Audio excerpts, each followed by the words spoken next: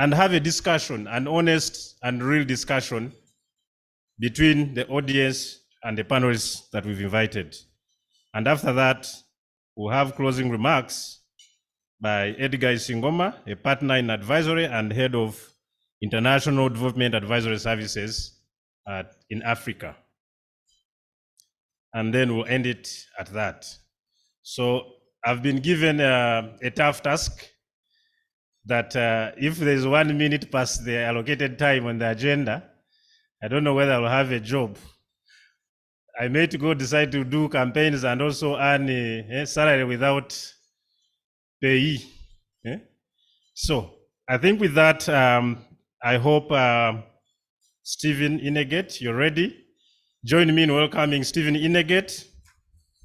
Stephen is a senior partner at KPMG, country leader, KPMG Uganda. He has over 21 years of experience in audit, has worked across East Africa. He worked in the US, so he's really a global expert. So over to you, Steve. Okay. Thank you, Benson. Good evening to you all. You have heard my name. The only party missed is the CPA. So I'm CPA Stephen Inegate. I like emphasizing that because I'm a proud member of ICPAU. I sit in the council, and our passion is to continue developing accountants in the country. Ladies and gentlemen, as presented by the Honorable Minister of Finance, Planning and Economic Development, the theme this year is full monetization of Uganda's economy. That's bringing people into the money world. I'm glad that tonight we have CEOs of banks here. So this budget was dedicated to the people who are not in the money economy, and it is your responsibility through financial inclusion to ensure that they get into commercial agriculture, industrialization, expanding and broadening services, digitalization, which is a key, and then market access. So that's the theme of this year's budget. So our dear guests, ladies and gentlemen, you are all welcome to KPMG Uganda Budget Dinner. Every year, and we have done this consistently, we organize this dinner to give you an opportunity to appreciate what has been presented by the Minister of Finance, break it down to help you in terms of understanding what the budget means to the economy, but most importantly, to your business. So it's a great opportunity for you to learn from us as we learn from you, such that you're able to inform your business as you go forward. Allow me to appreciate all of you. We do understand you are busy people. We value your sacrifices, that you've made time to be with us this evening.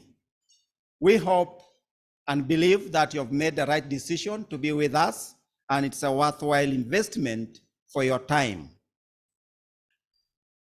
Before I go deep into my remarks, allow me introduce a team that makes life easy for me. And in the next few minutes, you'll be seeing them here.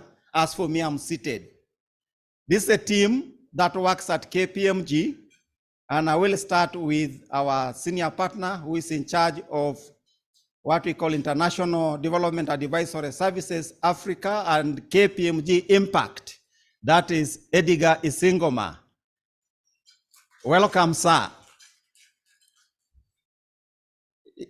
I know a minister said we need to work like horses. He's also one of the horses we have at KPMG. He does great work. Another young man, very energetic, known to you, a global figure, Mr. Lukwago. I call him Haji Assad. It does so many things, not just audit. I know Benson introduced him as an audit partner. He's done tax, done advisory, he's investment advisor, everything that you put across him. And that's why many times, for me, I sit back because he's got triple energy. So welcome, and you'll be hearing from him. There is another young man. He knows all the tax issues in this country. And he teaches us to be responsible taxpayers. Peter Chambade. You'll be hearing, he's a man who may not need any introduction, but we have also learned a little bit from government that protocol is important. So I need to introduce him, or else my pay as you earn might double. We also have Judith Erone. I don't know whether she's here yet. She's a partner in advisory. She's not with us tonight, but a majority of you know her. We also have quite a number of a pipeline. Directors, associate directors at KPMG, if you could just stand up and just wave at our guests. Benson, Andrew, Etiang, I can see Moses. So a big team, there are about 9 of them, together with the senior managers. And the senior managers with us tonight in the house. I know you're connecting with your clients. Allow me just ask you to stand up. I can see yes. Thank you. Those are only 4. You're quite a number. And then we have managers and the entire team. Staff of KPMG, wherever you are, managers, seniors, associates in the room, could you just stand up and wave at our clients, our guests? Thank you. That's a team. They work hard to serve you. So as we continue, we're saying this budget dinner seeks to empower you with the right information and provide you with insights to help understand any tax proposals, any policy enhancements, and also relate with the current challenges. How should you then navigate? You have heard we have economists, you have tax advisors, you have auditors, all put in one room just to walk you through what it all means. And tonight we'll be breaking it down for you. I hope you'll be able to pick the implications of this budget to your business and be able to identify areas where you can do economic saving.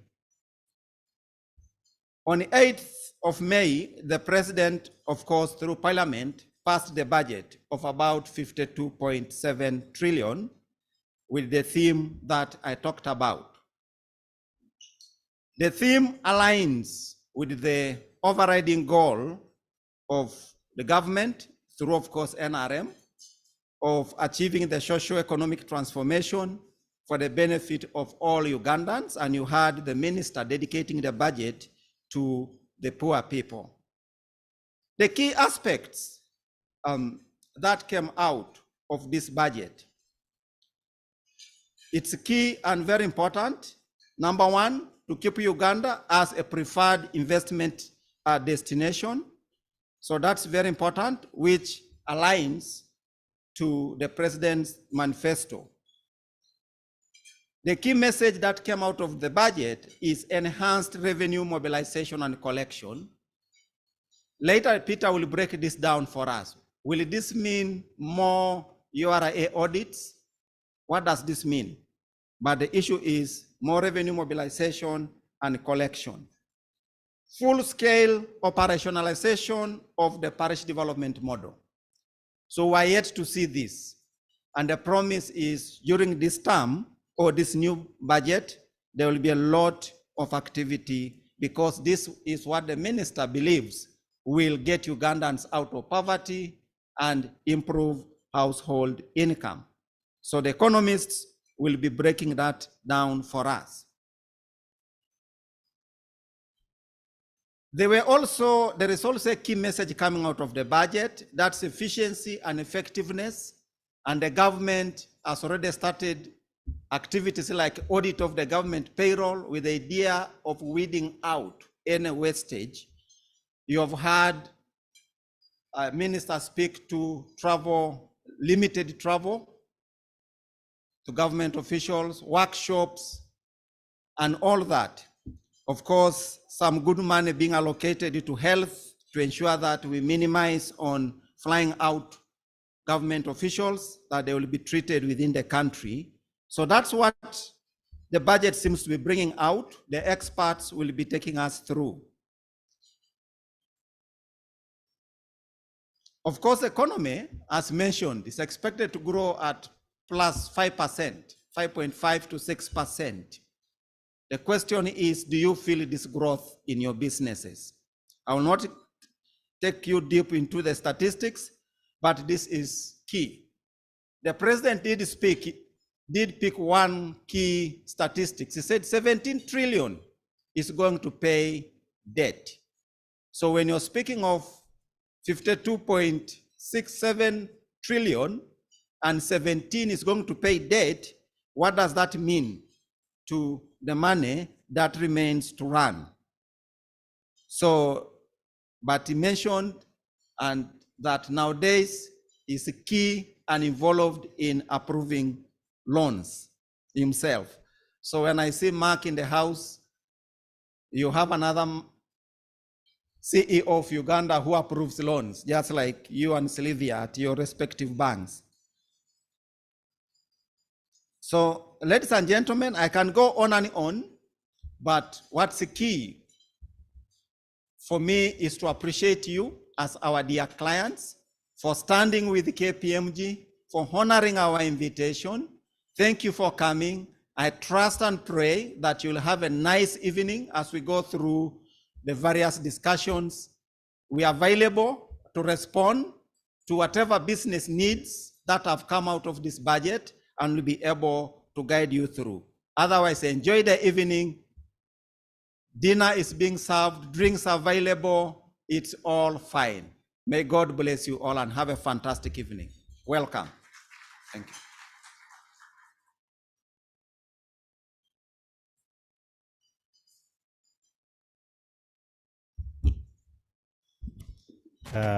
Ladies and gentlemen, another round of applause for Stephen Ineget.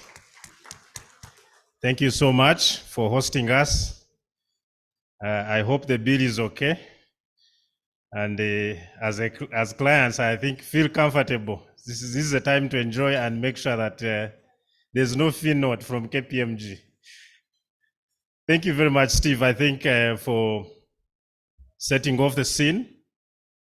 I think I'll be at great loss trying to summarize what you've said. The message was very clear, so I will not attempt to take that route.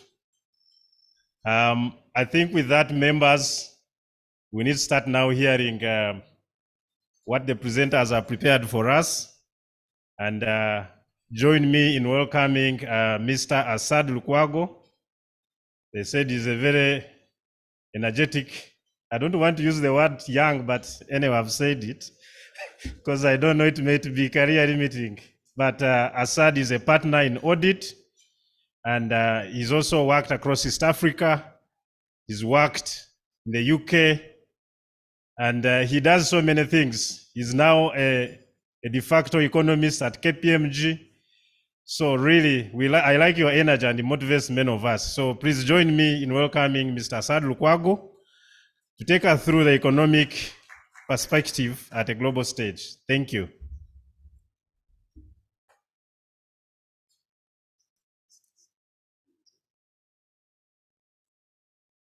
Thank you, Benson. And thank you, Steve, country leader. Young people normally have hair here. I think I'm somehow missing that. But thank you so much. Good evening, ladies and gentlemen. For me, it's always a very happy moment, this particular occasion, analyzing our national budget. And the purpose why we normally do this is for you to tailor your strategies to the government policies so that you're not swimming against the tide. So that's why we do this. And the way we tackle it, we normally handle the global perspective, so that then you see the trends, given that we are a global economy, you see the trends that are happening globally. Then we do the local analysis so that then we can see whether our policymakers are in tune with the global trends. Then we look at the detail of the taxes, which are what you have to implement. So that's why we do this every year. And I do hope each one of you who has come will have a competitive advantage over your competitors who have not come here. I'll test whether my slide moves. Yeah, it does. So yeah, I'm going to cover the global perspective. You will allow me, sometimes I might have to turn around to point for you so that you see what I'm talking about. But on the overall, what we are seeing is that on the surface, it appears as the global economy is starting to pick up and the prospects of growing for the next year are fairly good. But behind the scene, there are so many factors that are making that a very rocky growth, and also the outlook a little bit bleak. Of course, we've talked a lot about COVID in the past, which was a very big factor in terms of determining the economic direction. And then last year, beginning of last year, you had the Ukraine war. That was a big factor in terms of determining a general economic performance and the general policies. And remember, China stayed in lockdown for a while throughout the whole of last year. The reopening of China helped a bit to rebuild the supply chains that that had been disrupted by COVID, because when China, being a supplier of the world, when it's in lockdown, most of our supply chains are in lockdown. So the reopening of that is also another factor that has determined the policies and the direction of the economic growth. And between those two, the Ukraine war and the COVID, let me put it that way, have driven inflation up. And we went through this conversation last year, how those two affected the inflation. And then central banks all over the world have unanimously and consistently tightened the monetary policy in terms of interest rates. And that has affected a lot of the dynamics that we're going to see later on in the presentation. And also the currency, which I will talk through later on. Now, those particular forces, the macroeconomic indicators, the inflation, interest rates, currency, have affected financial stability in the world. You saw there was a collapse of a couple of banks in the US. It was pretty much driven to this. Actually, for that one, let me talk through it from this particular slide, because I will not talk about it later again. In the past, when you had a credit crunch, it's because, so banks were collapsing because they were heavily invested in sophisticated instruments. Yeah, I won't go into the details. These banks that collapsed recently in the US and the UK are the traditional, very safe investors whose balance sheets were more in treasury bills and bonds. How can such a bank collapse?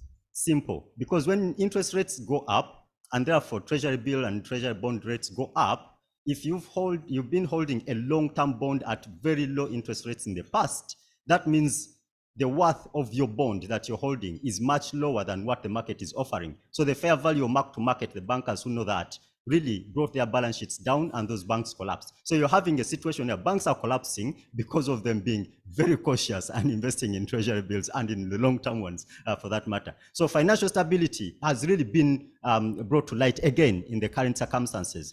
Then the soaring public debt is a big topic. That one I'll cover it separately on its own, but it's also been affected by the interest rates and then the currency as well. But that one we shall get a bit deeper into it. But the most worrying, and the one that is going to be the core of our my talk today, is the geo-economic fragmentation. I'll explain to you that principle later on as we go into that. But before I go to that, let me give you a bit of history. I'm not going to start from 1986. My history is a bit older than that. But for you to understand the principle I want to bring, the geoeconomic fragmentation, you need to first understand, where did globalization come from? The global economic integration, where did it come from? All the way almost a century and a half back. We have been climbing a ladder of global integration. So the curve that you're seeing there is pointing upwards, especially where you see the reds. The first red is where the middle one is where the world wars were happening. And that's why the total volume of imports and exports as a percentage of GDP were going down. And then immediately after the World War, we had what you call the Bretton Woods era. That's the first time countries came together, the allies who went after the war, they came together.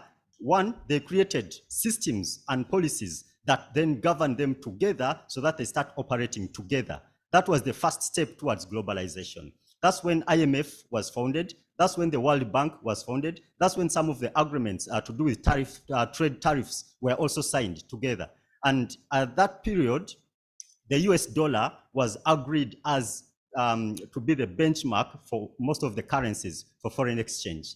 And because of that, you can see the curve of total output globally starting to go up. That was the beginning of globalization. Then, because of the expansion of the US very fast, became a superpower during that period, then many more countries were brought into the world economy. That's when you had the next phase, what I call the liberalization era. Because the US grew so fast, it was not possible to control exchange using the US dollar anymore. So there was a liberalization of foreign exchange all over the world, whereby each one, market forces of supply and demand were determining the foreign exchange. Then you had the Soviet Union bloc was brought into the rest of the economy. That's the period when the European Union was formed. So literally integration was happening during that period.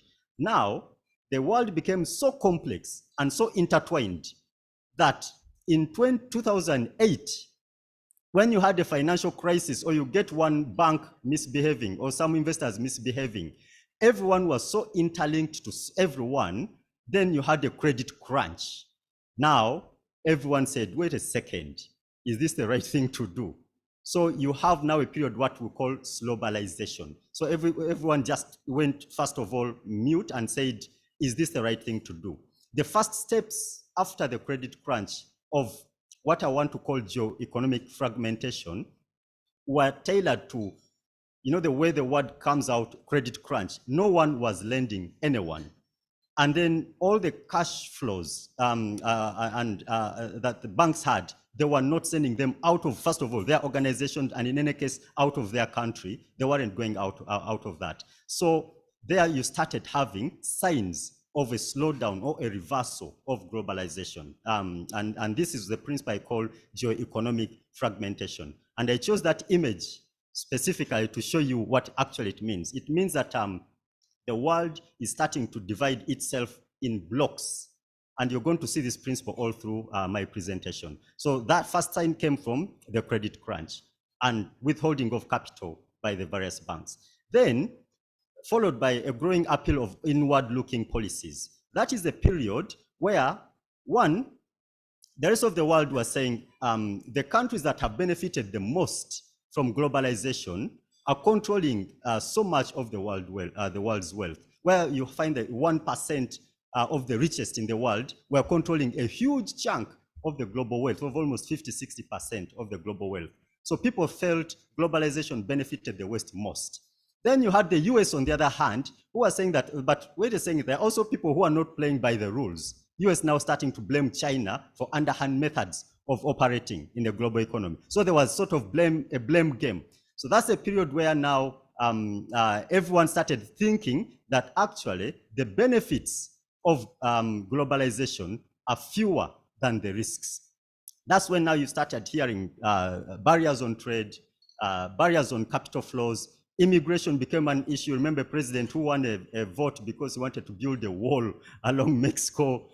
Technology sharing. You remember we went through all these conversations some time back when they were in real life, where competition for 5G and certain telecom companies being fought. And then the climax of those policies was the Brexit.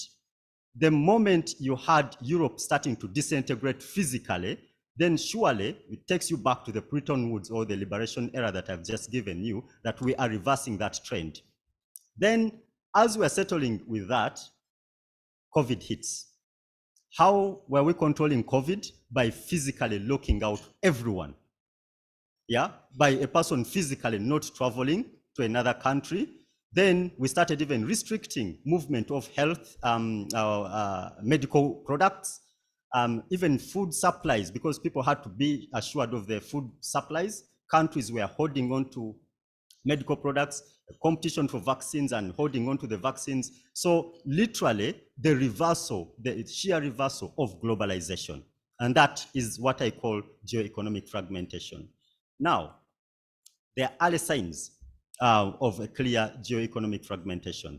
When Russia, and what causes this? Most of the countries are arguing that this is for security reasons or for strategic reasons. So when you have Russia fighting their neighbor who are in the former Soviet Union, that's to me a clear sign of a bloc breaking up physically, geo-economic fragmentation. And now we get sanctions. All of us are told, don't deal with Russia, don't deal with Belarus. So you're ring-fenced to operate in certain blocks. That's all geo-economic fragmentation. Then certain laws started popping up. There was the US Inflation Reduction Act, which came about a year and a half ago. What it does is totally nothing to do with inflation. It's just funding local producers so that then it gives the American producers more competitive advantage. So it's inward looking. Then the French started agitating the Europeans to counter that US act. Imagine Europe countering a US act. If those two can't also operate together, you know something is serious.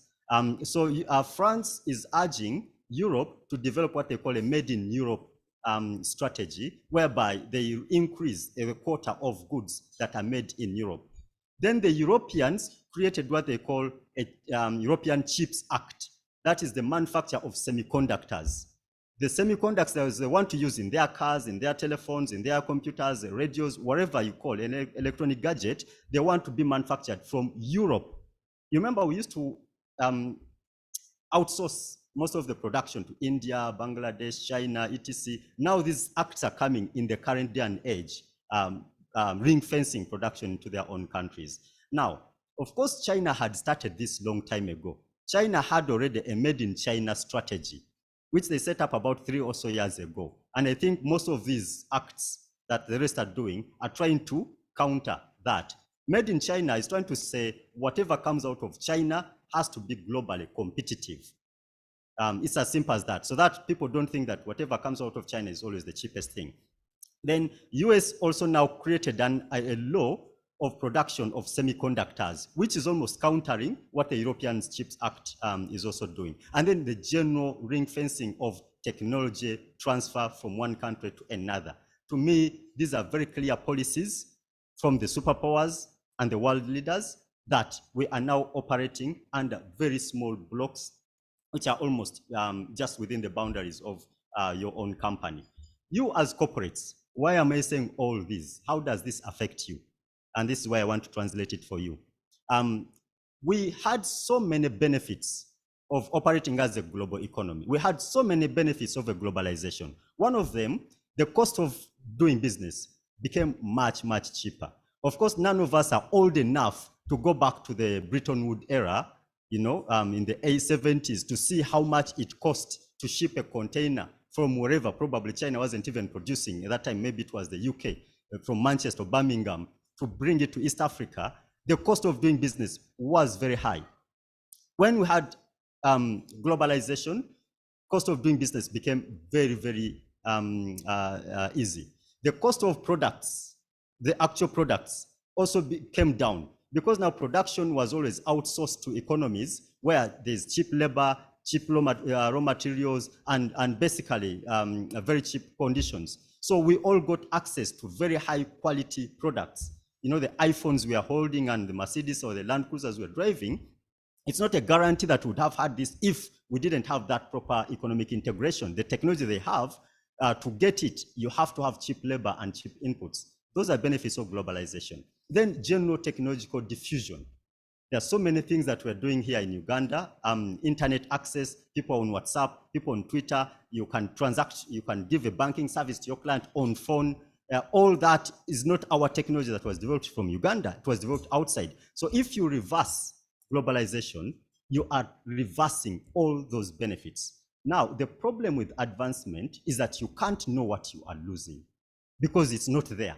So we shall be here as Ugandans, as Africans for a while, and we might just draw a graph 20 years later and say, oh, this is the moment the graph started looking down. And that's when we know how much we're losing out of globalization. So to me, that loss to you as businesses, the cost of doing business, the ease of getting technology and all that is what you're going to lose. Then developing economies stand to lose the most. Your people, the poverty, there was a general reduction in absolute poverty all over the world because of access to goods, because of access to employment and other stuff. Now, if you have a geo-economic fragmentation, most of your customers and potential customers will go back to the below poverty line. Then you then as corporates have to rethink about your supply chains. If you are importing machinery before from Russia, you can't do that anymore. How will you pay them? If you're relying on machinery from China and your biggest customer you want to supply is the US, how sustainable is that supply chain? You know, let alone even the infights we're having locally here in, you know, Kenya putting tariffs on milk and eggs when they don't have and they remove, you know, let alone even that. Yeah, but at a global scale, you have to rethink your supply chains. So you're now starting to hear your competitors, your colleagues at a global level are starting to use words like reshoring. You know, before you had offshoring, yeah, offshore, where you ask someone to do for you something, and then you get, and then for you do a better thing. Now people are having what they're calling reshoring, nearshoring, friendshoring, onshoring, which means technically rethink where you're shoring. You have to trade with the global, with the blocks that are aligned to your government's policy, or nearshoring within nearby, whereby disruptions are not going to affect you as much, or friendshoring with companies, countries that are cooperative to your government, or onshoring, do it within your country. You have to think about that, you as business people. You know, and you have to think about it today so that this disruption does not hit you and you get out of business. Then provision of public goods. Examples of public goods that require globalization. Fighting climate change. How shall we fight climate change when we're fragmented? Fighting pandemics. How could we have fought COVID if we're fragmented? So that is going to be a direct effect on your countries, your companies, and your customers. Then the language you hear most is the money. Once I say that, maybe everyone now will pay attention again. The FDI fragmentation, the foreign direct investment fragmentation. What you're having in this situation is that companies in developed economies are going to have to rethink which blocks they place their money. If they cannot go and invest in a semiconductor business in Europe and it's an American company, what makes you think they will bring and invest in Africa? Yeah, so there's going to be a general disruption to there is already to the international monetary system, whereby we are not all following the same global rules that we have always been following, and therefore that is going to affect the way you can pass money from one block to another. Then the international risk sharing. In the past, you would have, you know, the syndication or whatever you want to call, whereby a bank or a private equity fund in a certain country can lend to a person in Uganda or East Africa, but now they will have to rethink. If that geography is not friendly to the government policies, they will rethink. Especially you Ugandans, when you borrow from a Kenyan, you don't pay, you go to court. You know, I've had some from South Africa who were not being paid. So all this is what fragmentation is all about. Who will now lend a Ugandan from Kenya or from South Africa? On a serious note. So that is FDI fragmentation. Global payment systems. You had Russia and Russian companies, Belarus companies, all pulled off SWIFT. Yeah? Will China stay on SWIFT forever? That's a question for me and you. So if you're going to be paying in future your clients or your suppliers in China, will you pay, when you ask things, you send instruction to a bank, what platform will they use? Yeah, the reserves and currency configurations are also going to change. You had, we were talking about here with the two doctors on the desk I was seated. when the Russia sanctions hit, they confiscated 300 billion, billion, not trillions. It was a huge number.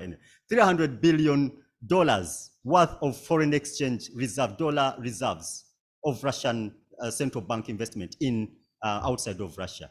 Now, if another country or another governments can confiscate your foreign reserves, will you or other people hold their reserves in the dollars anymore?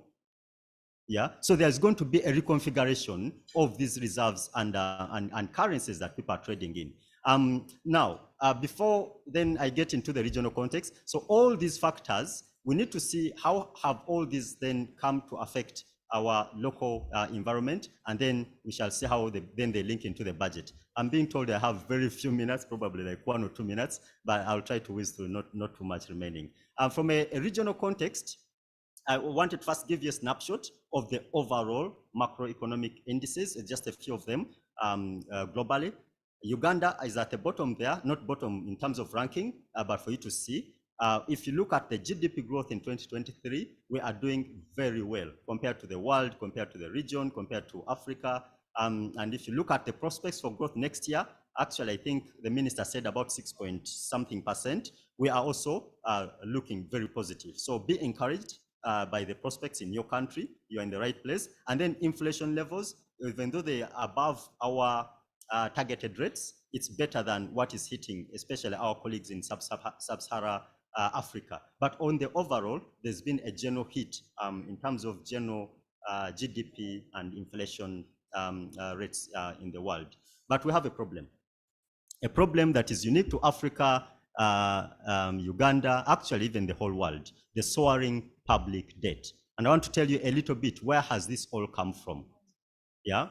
One, when you have high inflation, which was either caused by food and petroleum products from Russia being curtailed, the central banks and IMF instructed all central banks to, they said, tighten monetary policies until you control this stubborn inflation. So tightening monetary policies means increasing interest rates. So the central banks all over the world increased interest rates sharply to control the inflation. You remember the fuel when it was almost clocking 7,000, yeah? That's what central banks have been trying to do, and that was everywhere in the world. Now, when you tighten monetary policies, you increase the interest rates. Now, the government has debt that, you know, have to pay interest on that debt, or if you're borrowing new debt, it will therefore be on a higher interest rates. That forces you, therefore, to have a problem in the debt service ratios that you have. Then, when interest rates are high, especially in the US, everyone goes to invest in the treasury bills and treasury bonds in the US because the return there is high. And that automatically means depleting dollars from out of our economies into the US. And therefore, our depreciation of the currency against the dollar hits us. Now, when your exchange rate, your currency depreciates against the dollar, that means that all your dollar-denominated public debt that you have, immediately, it has gone up just by revaluing it. Okay, this is what is hitting us. And then, because of this geoeconomic fragmentation and the issues in Russia and everywhere, many institutions, many banks are rethinking about their risk appetite. And therefore, they are having to reevaluate the credit ratings of the different countries and different institutions. And unfortunately, Africa, Sub-Saharan Africa, and actually Kenya was downgraded recently. So we are at the risk of being downgraded. When you are downgraded, that means then access, no one will have interest in lending to you.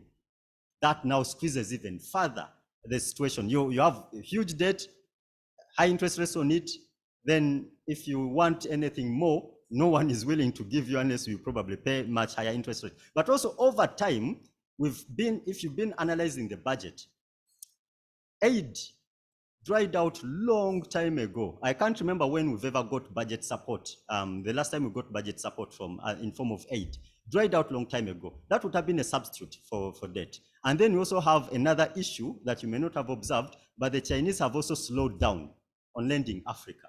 So we are in a very proper squeeze, debt squeeze. And if you see your clients, your data is not paying, these are the reasons. It's not only at national level, but it's also at corporate level. What are the options? Either fiscal consolidation, or structural reforms, which I won't explain too much, or debt restructure. Debt restructure gives you the silver bullet towards reducing your debt levels. Debt restructure means you just go negotiate with your creditors, tell them, you know what, I'm totally unable to pay, help me cancel out this debt. It's as simple as that. Then if they are the IMFs, the World Banks of those days, under the HIPICs, you remember those policies, they slash your debt, but of course they put so many conditions, then you would have solved the debt problem. Yeah? Everyone would think that's the easiest route. But if you're having a geo-economic fragmentation, how are you going to gather those creditors on one table to negotiate? And that's why I put this slide, the second last slide.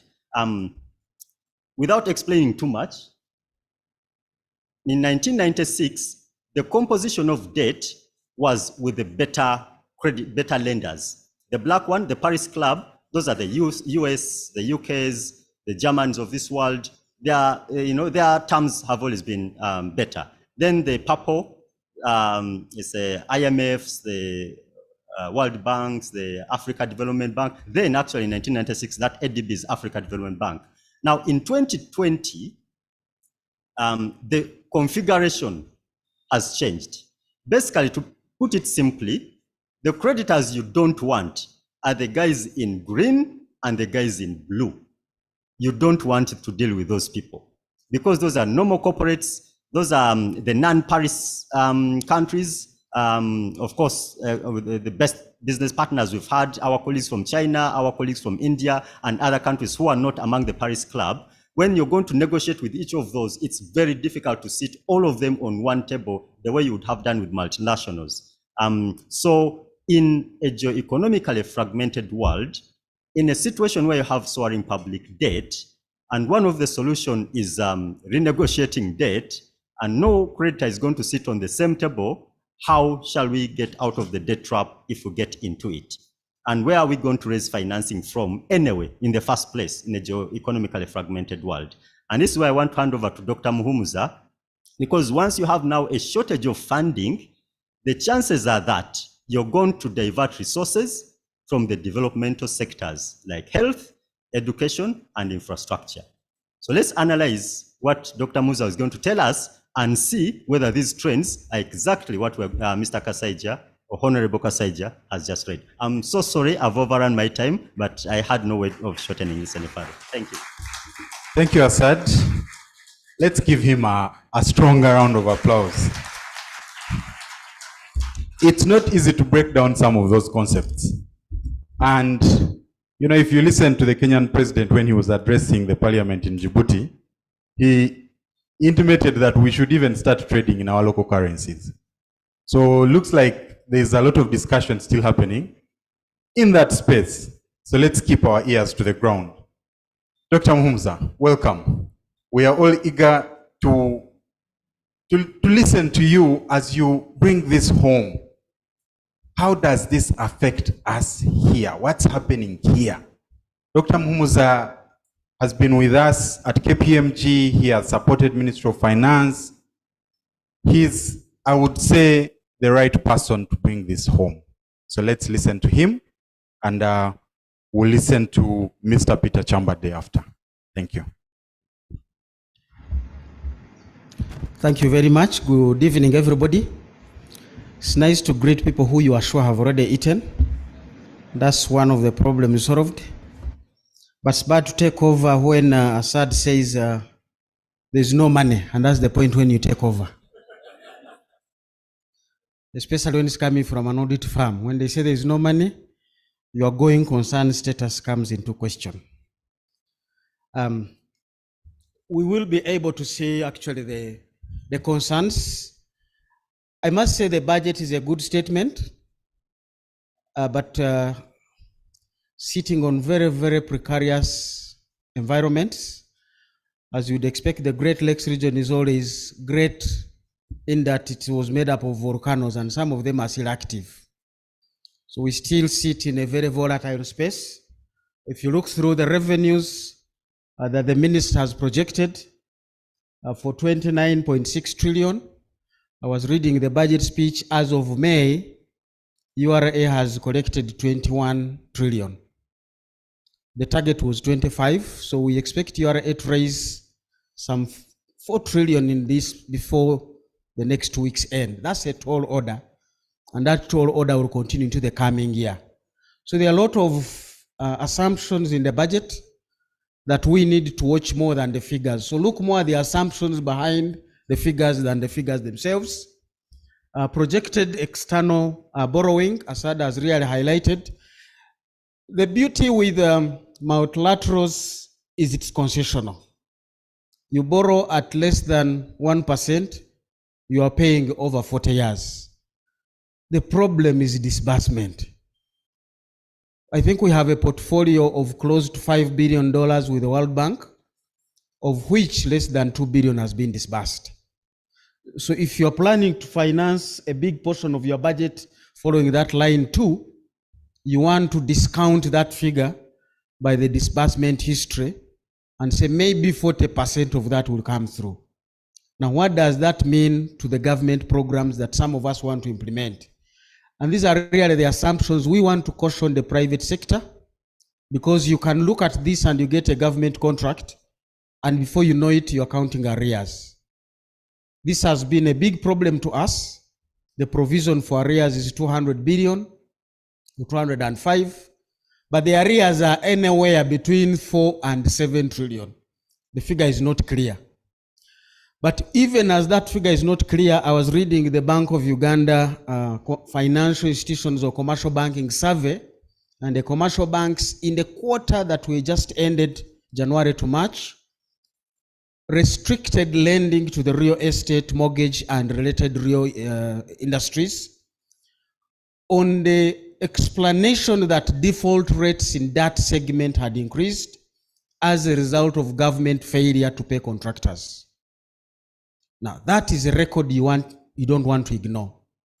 And of the people who applied for loans in that segment, January to March, they applied for up to about 1 trillion shillings, and only 500 billion was released by the banks. This is not that because the banks didn't have money. Banks are supposed to be risk alert. I don't want to say risk averse, but they are supposed to be risk alert. I would rather keep my money than lend it and it becomes an NPA. So if that is the situation and it's related to the government budget, you want to say what are the budget implications on the economy? Will Honorable Kasaija and Mr. Museveni, his boss, is the Minister of Finance, realize the projections and aspirations in this budget unless we get these things to be running through? I'm not very sure about the petroleum revenues. Domestic borrowing, we are told, is supposed to decline. I am not sure we shall be able to find money out there as an alternative when we go to borrowing euros. When I look at the Fitch rating, I do not see that rhyming with some of the statements in the budget that somebody out there in Dubai has guaranteed Uganda as the best destination of investment in East Africa, when the Fitch rating is actually saying Uganda is a non-investment grade. We need to reconcile that. I'll leave it to the advisory team at KPMG. The productive sector allocation. Now, this is subject to the resources being found. And one thing really that I liked in Mr. Museveni's remarks at the end was that he has decided he will now be the gatekeeper to borrowing. That for me has been a long way in coming. And we are happy that we have reached that far. But as I will show you, we now have another bigger hurdle to engage with Mr. Museveni. You don't just say, I will not borrow, when you are saying, I'm going to do the meter gauge and the standard gauge. That is automatic borrowing. And what is even more saddening is you are doing both between Kampala and Malaba. I don't see the reason of doing a meter gauge in the same segment where you are doing a standard gauge. I need to understand that from the engineers, or else the advisory team of KPMG has more work to engage. Please get to Honorable Kasaija and let's understand this dynamic. In my wisdom of thinking, I would even delete anything called the meter gauge. Is anybody employed by the meter gauge company? Please don't throw a stone at me. This is economics, and economics can be a very hard discipline. It is like medicine. If your leg has cancer, we cut it off. It doesn't matter whether this is your wife and that's the leg you liked most. Cancer says, let it go and you retain a wife, or else you lose both. Now, what I am reading is Tanzania is already doing a standard gauge to Mwanza. Kenya, if God willing, and Kenya is if God willing. Tanzania, I know they will. But Kenya, if God willing, they will come to Kisumu. So Uganda should only be investing in sea-going vessels. Just buy those things and float them over Lake Victoria. Delete the thing called standard gauge railway. Let's move on with the realities. So that is the conversation, but I'm happy Mr. Museveni has agreed is going to be the gatekeeper of debt. That is tick number 1. So my next submission to him is let's have a conversation. And I think I heard that when he finishes his corona doses, he's ready for a conversation. I want to be the first one on his desk. I don't mind discussing at 300 meters away, as long as we discuss. But that's an issue we want to do. Interest payment, these are really the issues. You do not deal with interest payment when you're actually borrowing to pay loans and debts. You don't just wish debt away. Neither can you borrow yourself out of debt. This economy is badly due for restructuring. The kind of structural adjustment program that we had. And we're not talking about rationalization of agencies only. The entire government needs to be restructured. If we are to reduce this expenditure, I want to see a budget of 45 to 43 trillion. So that we can begin to deal with this backlog of what is called refinancing. We need to find money and knock that item out. Because as long as we are still refinancing up to 8.5 trillion and still growing, throwing interest payment of 6, external debt repayment, then we can't even pay the arrears, which is the very private sector that is supposed to grow this economy. So I liked it when the Honorable Minister and Mr. Museveni emphasized the issue of debt taking 19 trillion out of the 52 trillion. That is not going to come cheap by a political statement. We'll need some tough decisions to be made if we are to make the economy move. And I know Uganda's decision making is very easy. You don't need a meeting like this one. The decisions are made in one central place, which makes life easier. And we don't need a court order on that. But you can see wages and salaries that even after wages and salaries are sitting at 7 trillion, we still have unpaid wages. So it has to move, and there are people agitating for salary enhancements. Genuinely. People need salary enhancements. Even the economy itself needs salary enhancements. Keynes was right that the economy grows out of aggregate demand. So when you pay people, you're not doing them a favor. You're actually doing the industrialists a favor. In the evening, they will have somebody buying their products. So if we're doing industrial parks, you need also to say who is going to buy the products from these industries. So the numbers here give us a picture, but it's still mixed up. I am looking forward to a very engaging year with Mr. Museveni and Honorable Kasaija to really make sure that this budget gives us a turnaround of events for the future they both want to have. Inflation, of course, is leveling off, but that is the other part of the story, because inflation is the rate of increase of the prices. The prices have not come down, and they might not for a generation. So the only way to counter and put us back where we were 2 years ago is to increase our levels of income. And that is another nightmare. So there is subdued aggregate demand in the economy, which is not good for investments, which is not good for the economy.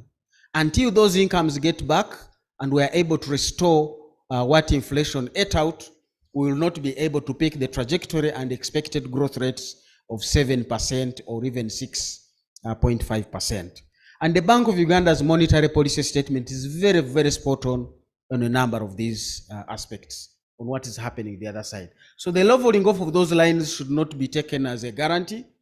I have a red line there on food crops and related items that seems to be going up. You don't want to miss the conversation by environmentalists who are telling us El Nino is coming through. And it's not yet clear, but it seems that for Africa, for Uganda as well, we are going to have a dry spell for some 3 years, months. And that will cover August, which is a planting season. So we are expecting food prices to go up over this period of 8, 9, or possibly up to mid of next year. Because if you don't get a good planting season in August and September, that will take us to the next planting season of March, which will take us to the next harvest season 12 months away from now. So the situation is going to be dicey in terms of food. And as we know, we asked for it and it came, that the region, Uganda, is now a food basket for the region. But it's a food basket with either no good food or no food at all. The IMF has just given, I think, a loan to South Sudan as a food emergency loan. Now that the Sudanese have money, they are going to come to buy food in Uganda. So where does that leave the Ugandan? That's a situation you want to have a conversation on. I've also seen statements in the budget that need really, and we're having a conversation with the scientists. Now that Mr. Museveni paid them well, they have got to give us value for money. I hear we are going to do irrigation, solar powered irrigation, and I think it is on paragraph 36. If you get the budget speech, subsection 3, construct small, medium, and large-scale irrigation schemes in water-stressed areas.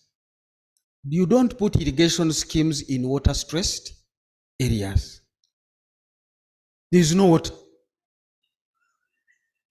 So what are we talking about here? So I want the scientists to take advantage of this and give us the science. How should we deal with the water-stressed areas? Maybe we should be planting different types of crops. And my friends in Naro have generated some of those drought and water stress tolerant varieties. So we want to let the scientists lead this discussion and not my colleagues in the discipline. So these graphs may take a different shape over the coming 12 months, and we want to be there. Lending rates have been trending upwards, and that is not a good thing for industry. It's not a good thing for households. It's not a good thing for anybody. We want to look into that, and we don't see them coming downwards. This coming budget may require additional more borrowing. As I've indicated, the releases by the donors have not come through as anticipated, and there is another law we signed which is really disrupting and creating some dark clouds on the horizon. I'm only praying that the monsoon winds will come and blow those clouds away. It's a serious conversation. It's a political conversation. It's a diplomatic conversation. I hope it succeeds and we see the monies as continue to come through. Otherwise, that trend is not good for us. And the trend is really on all the different rates. As you can see them, we don't have any of them that is down. We looked at net credit to government and private sector credit. Both of them are rising over the last at least 12 months, but you want to see the gap is closing in, that private sector credit is not rising as fast as the net credit to government. That's something to watch. One of those lines might overtake the other. I know the minister has indicated that private sector credit has increased to about, is it 11 or 20 trillion? It's still 11% of GDP. That is still very, very low going by international standards and what we would expect. And as I've said, the reason is not that the banks don't have the money, but there are a number of issues disrupting the flow of funds from the intermediary agencies, which are our banks, into the lending sector. Those are policy issues and signals we want to be able to address. I look at the external sector. This is one of the other very, very worrying things. The thing you really don't want to tamper with is the external sector. Just for comparison, Sri Lanka had $7.5 billion of reserves in 2019. They made a few policy mistakes. They got a terrorist attack. By 2021, they had $25 million in the treasury. So in 2 years, Sri Lanka had moved from $7.5 billion to $25 million. There are 22 million people. Uganda, we have about $3.6 billion as we speak. We are 45 million people. those reserves can disappear in a few months. They are actually just a few months of imports, equivalent to 3.8 months of imports, meaning if no dollars walked into Uganda, we can only sustain our imports for less than 4 months. That is very, very dangerous for us, knowing even more that we are going to increase repayment of external debt, which relies on our reserves. I've had people feel excited about coffee exports, going to $800 million for last year. That is only 6 weeks of imports. The year has 52 weeks, for your information. So we are not yet out of the woods. There's not much to celebrate. We still need to get the minerals out. They will bail us out. And when I hear the minerals being propelled in the budget, I want to see gold mining and rare earth mining come ahead of the oil mining. Oil is still some distance away. Gold can really give us some good thrust. And that's a conversation we'll continue to have with the president. The black lines, of course, are explaining our trade surplus. So you can see the danger we have that our reserves are declining quite pretty fast. And that was partly because we needed to stabilize the exchange rate and counter the imported inflation that the country was going through. Where are we exporting? This is really towards my conclusion. We want to do some good exports. I hear people talk about Europeans, I hear people talk about, but where are we exporting? And really, the budget speech has given us some very interesting information of the evidence coming through. Uganda is now exporting sugar, plastics, soap, beer, and cement in good amounts. Now, for your information, none of these is coming from the industrial parks. So if I find Mr. Museveni again in our conversation after COVID, we are going to discuss how do we proceed with industrial parks, because we need to stop borrowing. So one of the things we need to rethink is the industrial park strategy, because it looks like the industry is giving us the thrust in terms of exports and not necessarily sitting in those industrial parks. I don't know whether anybody works in those spaces. Again, please don't throw a stone at me. This is economics we are discussing. You can bring your argument, it will be welcome. So when I look through direction of exports, it is going to the slow growing areas. And as Assad has indicated, the global economy is projected to slow down over the next 12 months, actually 24 months. That slow growth will mean they will demand less. So how do you target to sustain your exports? And this is really for a period I've tracked up to 9 years, so that I remove the effect of COVID, effect of locusts, effects of I don't know what, we have many excuses in Uganda. So I tried to get a lot of data, add it up and say, where have we gone? Where have we sold our exports? Middle East is of course a very light blue line that has shot through above every other in 2020. I think the other year we exported $2.2 billion worth of gold. So that is really the gold to the UAE. So the conversation I want to have is about the pink lines, which is COMESA. That's the budget needs to look into that space. So what is going on in COMESA? It's Kenya, a little bit of Rwanda, Sudan, the DRC, and South Sudan. So if I really want to sit down with the Ministry of Foreign Affairs and Trade, those are the ambassadors I want to have a conversation with. So when I see trucks of maize failing to get into Kenya and South Sudan, it raises a lot of concerns. I don't know whether my maize is bad or is being alleged to be bad. That's something you want to be looking into. This is data giving you policy direction, and which therefore should influence the budget conversations. You want your budget to give you quick returns if you are to counter the debt, but also put the economy on a trajectory to move up. So COMESA is listed on the left side, on the right side, but as you can see the bars, and this again is 10, actually 15 years of analysis. So we have removed any seasonalities, and it gives us the issue that we want to have. Tax efforts, we still see that no matter how hard we have struggled, we are still far below the NDP target. And as I've said, it is not a question of URA. If you're fishing from a pond that has no fish, you're going to have a problem. If all that is in that pond is mukene, silver fish, there's not going to be fillet on the table.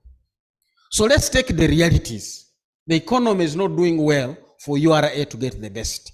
And I want URA to be mindful of how best can we manage together and build an economy for the future.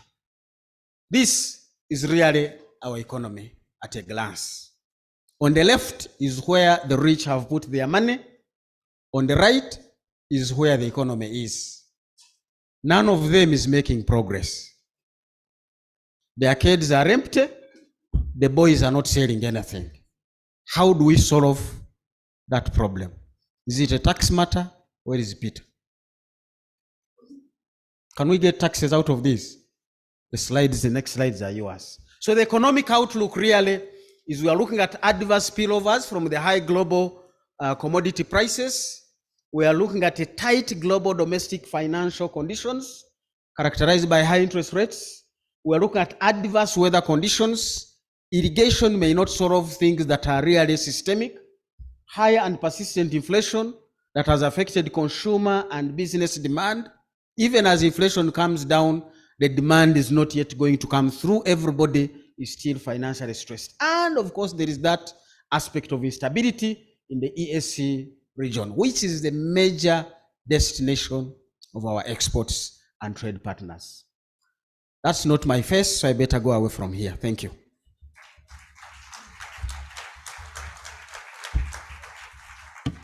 Dr. Fred paints a very interesting picture. Let's give him another round of applause. Dr. Fred has passed the baton to Mr. Peter Chambade.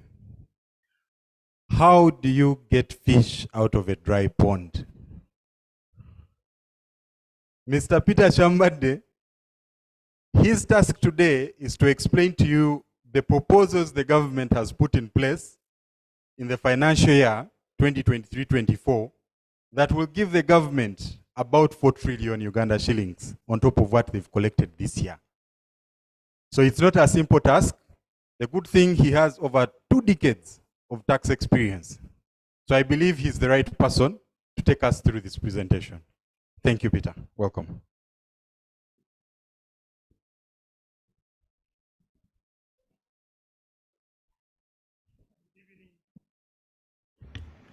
Good evening, our guests this evening.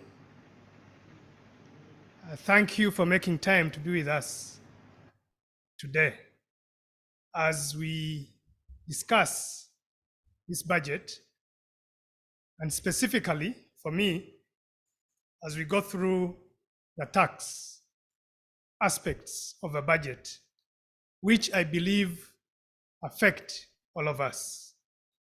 So we'll be looking at several proposals that have been proposed, and some of them have been discussed, and we are waiting for the assent by the president. During the budget presentation today, the president said, URA is not doing enough. I hope you heard. He said tax to GDP of 13.5 is too low compared to the region and globally. What is your feel? Do you feel you are not paying enough taxes?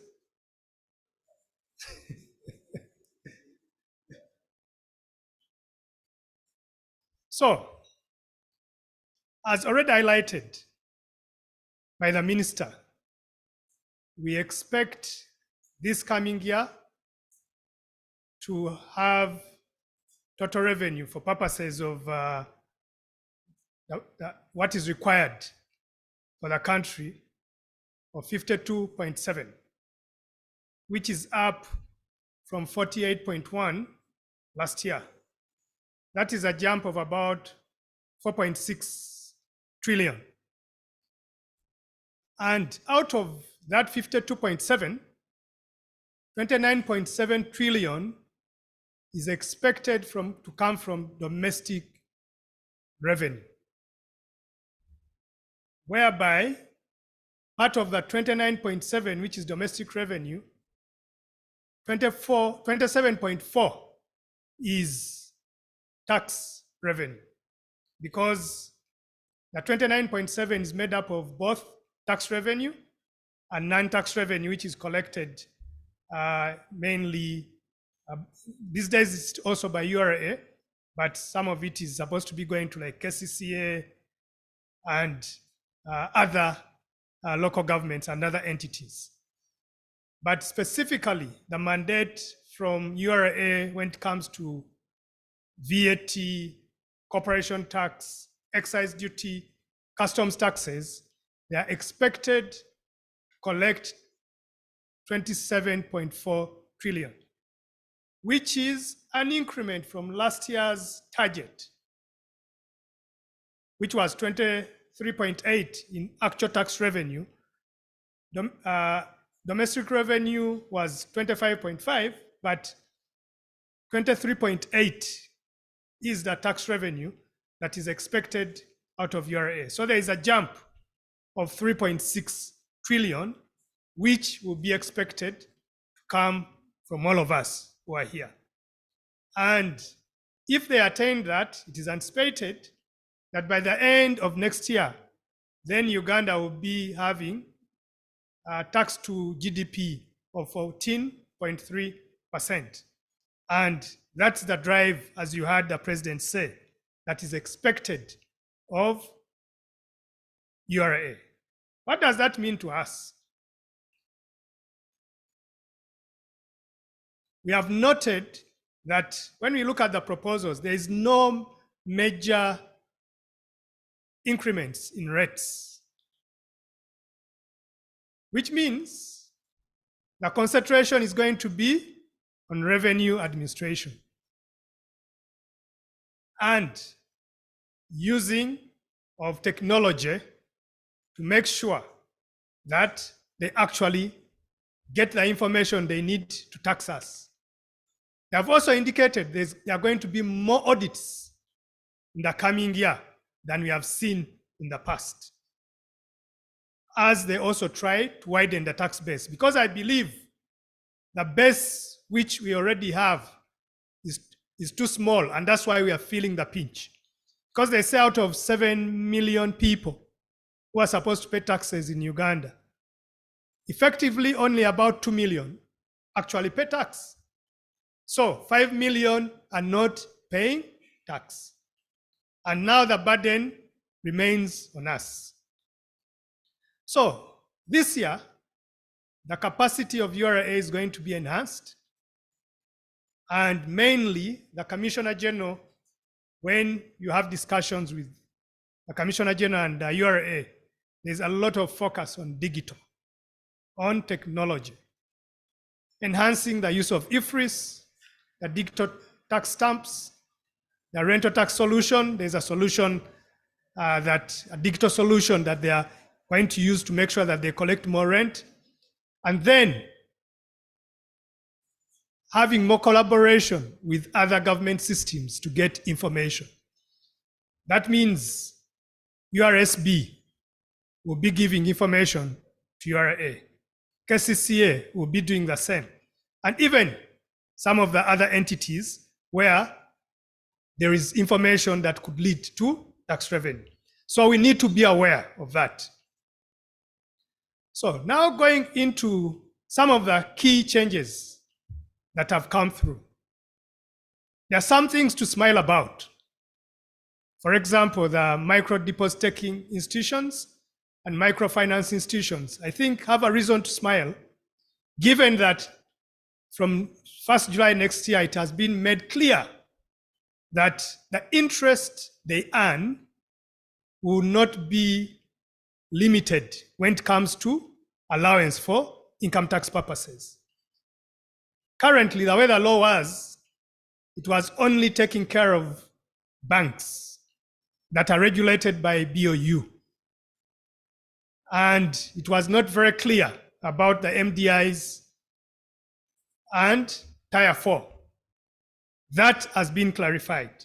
So which means there will be no more restriction of the interest allowable for corporation tax purposes to 30% of tax EBITDA. because currently the way it has been done, if you are to follow the general rule, then the interest and incurred when they are paying for the different facilities they would have gotten would be limited to 30% of tax EBITDA, which was unfair because their business is getting facilities and then on lending. So I think there is something to smile about. And Tier 4 microfinance institutions is defined within the Act as SACCOs, non-deposit taking MFIs, self-help groups, and community-based microfinance institutions. There's something also more to smile about by the state attorneys. Those are the prosecutors in the Office of the Directorate of Public Prosecutions. Their income is no longer taxable. Like judges. Judges also, their income is not taxable. I was looking at parliamentarians. Their allowances are not taxable. So these have been added on the list of those whose income is not taxable, like soldiers, like policemen, and so on. So for them, they have to smile, but then that means that gap that has been created will have to be gotten from you. We have also something to smile about is PTA Reinsurance Company, that is a ZEP Re. Their income is now no longer taxable. This is for purposes of encouraging insurance. We know the insurance sector is still young within this country, and this is a regional body which is encouraged for purposes of reinsurance. However, the investors have something to cry about. Removal of initial allowances. That incentive may discourage investment into the country. Of course, the minister says they want to rationalize exemptions.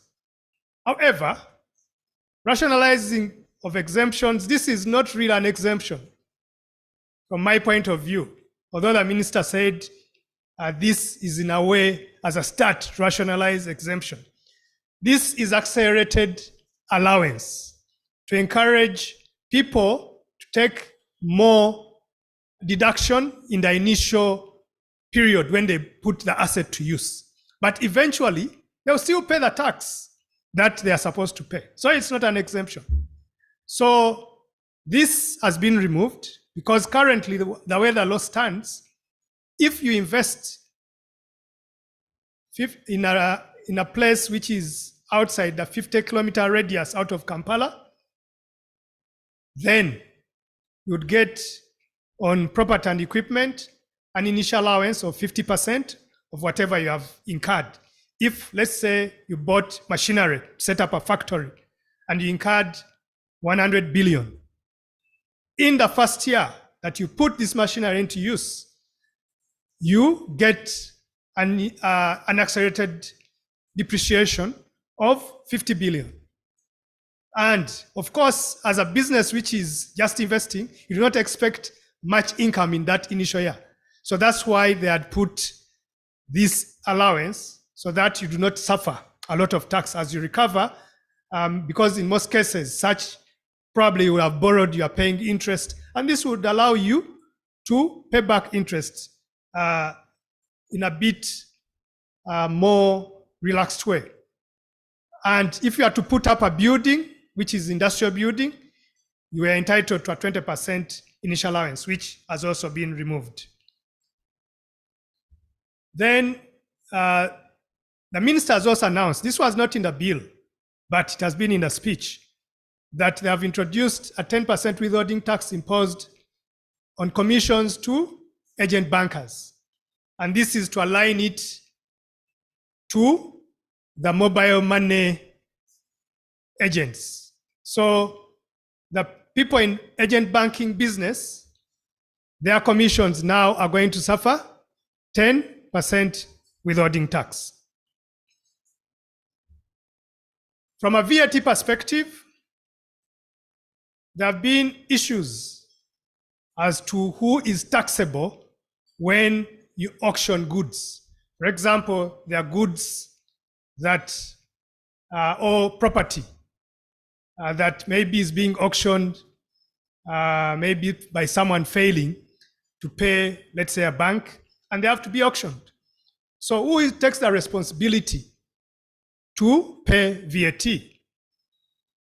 The law has clarified that the auctioneer will be required to account for VAT on the goods he auctions. So which means if he's not registered, he would have to register for VAT and ensure that the goods he's auctioning, there is VAT accounted on them.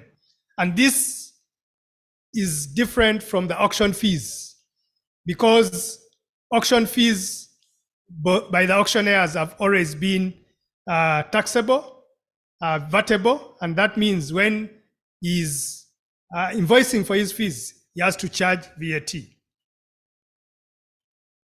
Something to note here, which may affect a number of persons, individuals, especially because this is mainly business to consumer.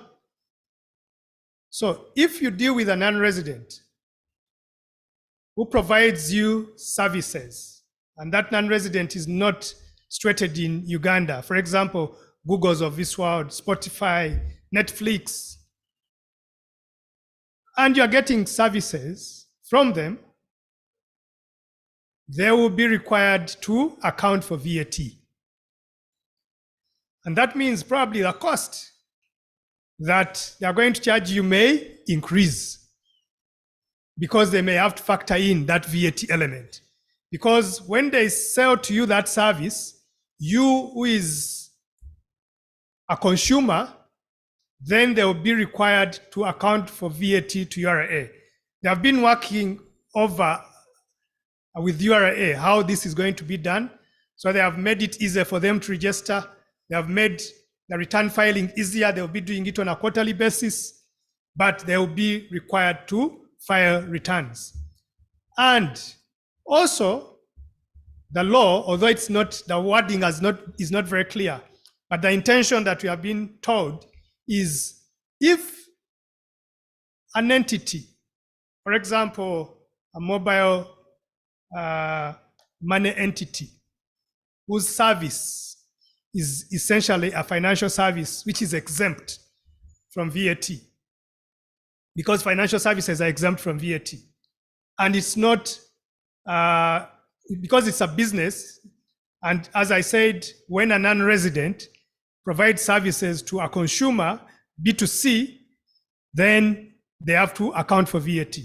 But now if they provide a service to an entity which is also a business that probably passes on that cost to someone else, like I gave an example of a mobile money entity, a big mobile money entity.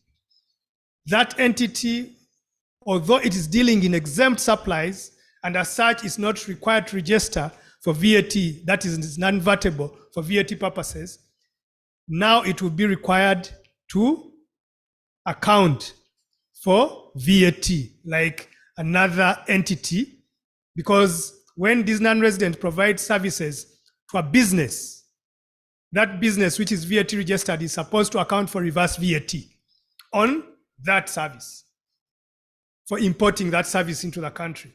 Likewise, these entities whose turnover is above 150 million, although they may be dealing in non-vatable services or goods, they will be required to account for VAT. Unfortunately, when this bill was being done, that put a requirement as a requirement within the bill that they would have to file returns, but that was removed by Parliament. So now it is redundant. They say you have to account for VAT, but there's no requirement for them to file. What URA has said is that yes, probably they will have to pay the VAT to URA because it is a requirement, although they may not actually be required to file a return. That also goes for government entities which are not registered for VAT. When they receive such a service, they are supposed also to account for VAT on those imported services from non-residents who are not registered in Uganda. Then such services include electronic services, patents, trademarks, radio or television broadcasting services provided by non-residents, and others. The list is long. It would be good for us to highlight something about what are electronic services. And this has been extended within the current law, the new law starting July, to include advertising platforms. So if you go on an advertising platform provided by a non-resident and you advertise your goods, your services, then the payment you make for that, it will be part of electronic services. Streaming platforms, data warehousing, music, film, games, and others. All those are considered electronic services for which VAT would have to be accounted for by non-resident if it is a consumer, or by those other entities as I have highlighted. And the other change which has come through is reducing what you can claim VAT on, input VAT.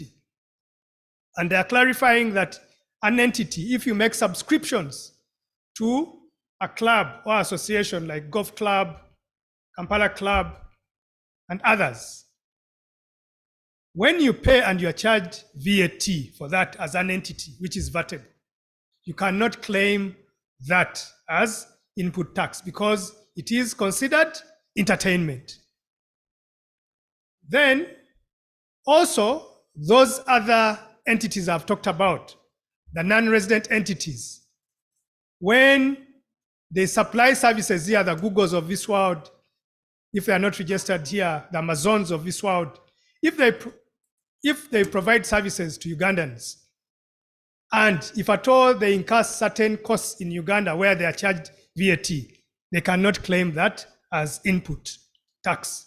All that they have to do is to account for output, and that's it.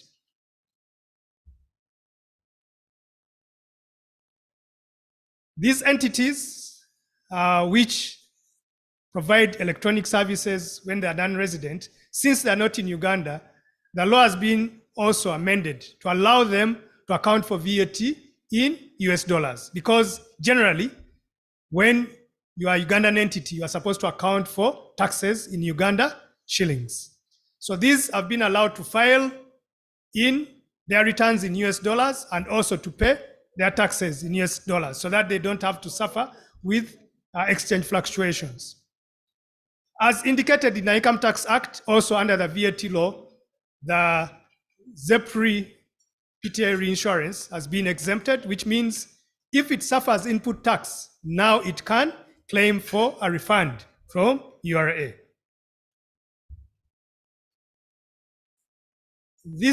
In the past year, there are issues, especially with entities dealing in animal feeds. And there was a contention as to whether importation of concentrates was VATable or not. And URA wanted to VAT the concentrates. So now they have clarified this, and they have included concentrates, wheat bran, maize bran, and seed cake, whether it is cotton seed cake, soya seed cake, which is used in production of animal feeds, to be exempt from VAT. So probably that is something to smile, because the entities that deal with that, they are saying making it taxable was making the feeds extremely expensive and making things unaffordable. Also, in the iron ore industry, the supply of billets has been made exempt. Something to cry about for those who have babies, for those who have old parents, for those who are sick, diapers are no longer VAT exempt. So you have to pay a little more because there will be VAT at 18% passed on to you as a consumer.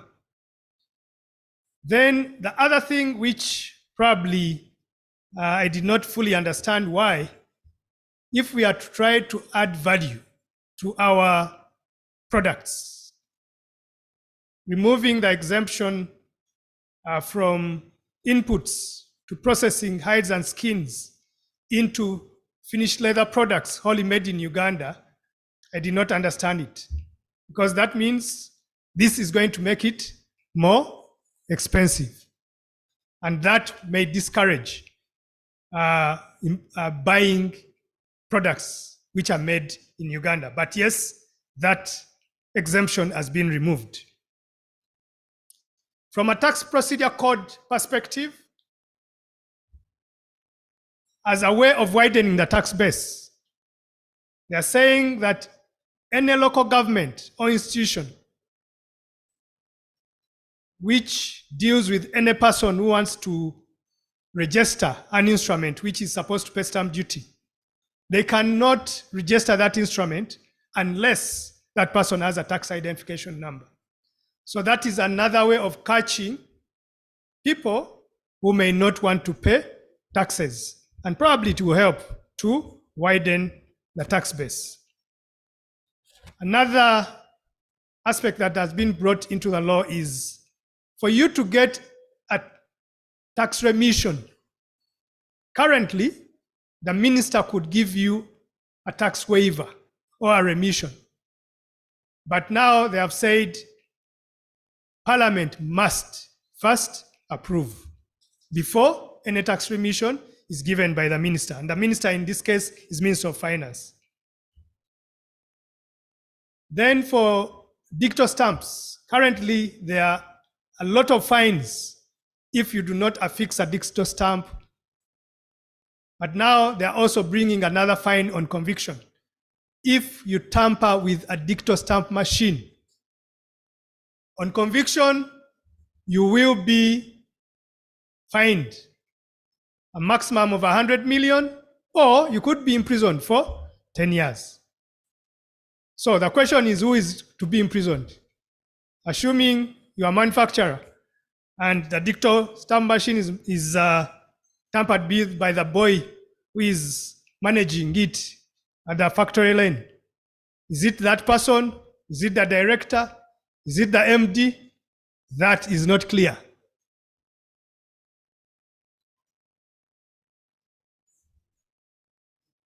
Then fixing or activating a tax stamp on a wrong good.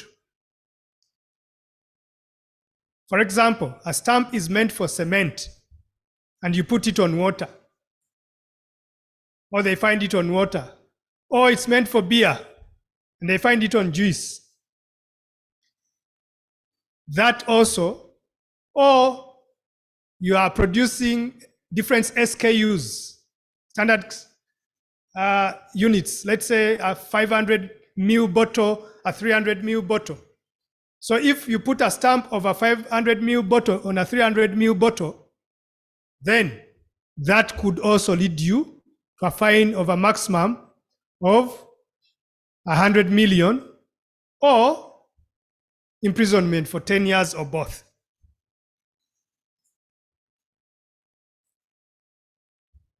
Then order of paying tax. This has been quite contentious for some time, especially now when we are looking at ledgers, tax ledgers. And what the law is emphasizing is when you pay tax, it has to first be applied on principal until principal is fully paid. So whenever you pay and there is principal and interest and penalty, if whatever you are paying, let's say if the total bill is 100 million and you pay 50, if the principal is, let's say, 60, then the entire 50 has to first be applied on the principal. before they apply it on interest and penalties, which is a good thing for taxpayers because what URA used to say, they apply it to interest first.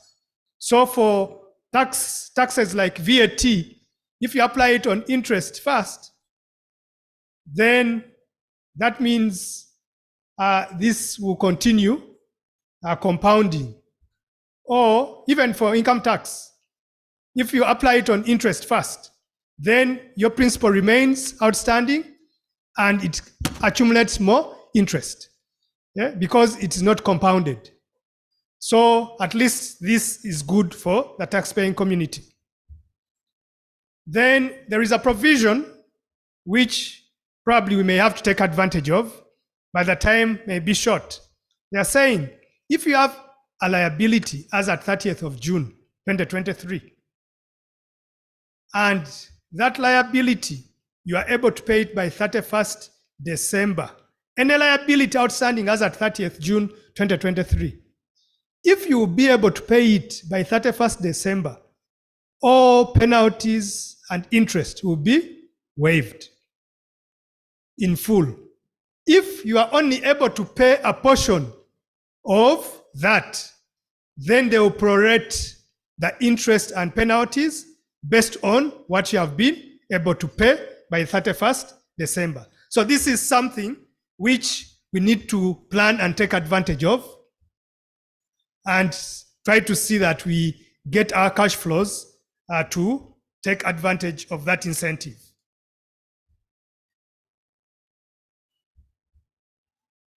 Now, when it comes to dealing with URA during audits and objections, there's a provision that has been brought into the law that you need to make sure that at audit and objection, you provide the commissioner with all the information you feel is necessary to explain your case.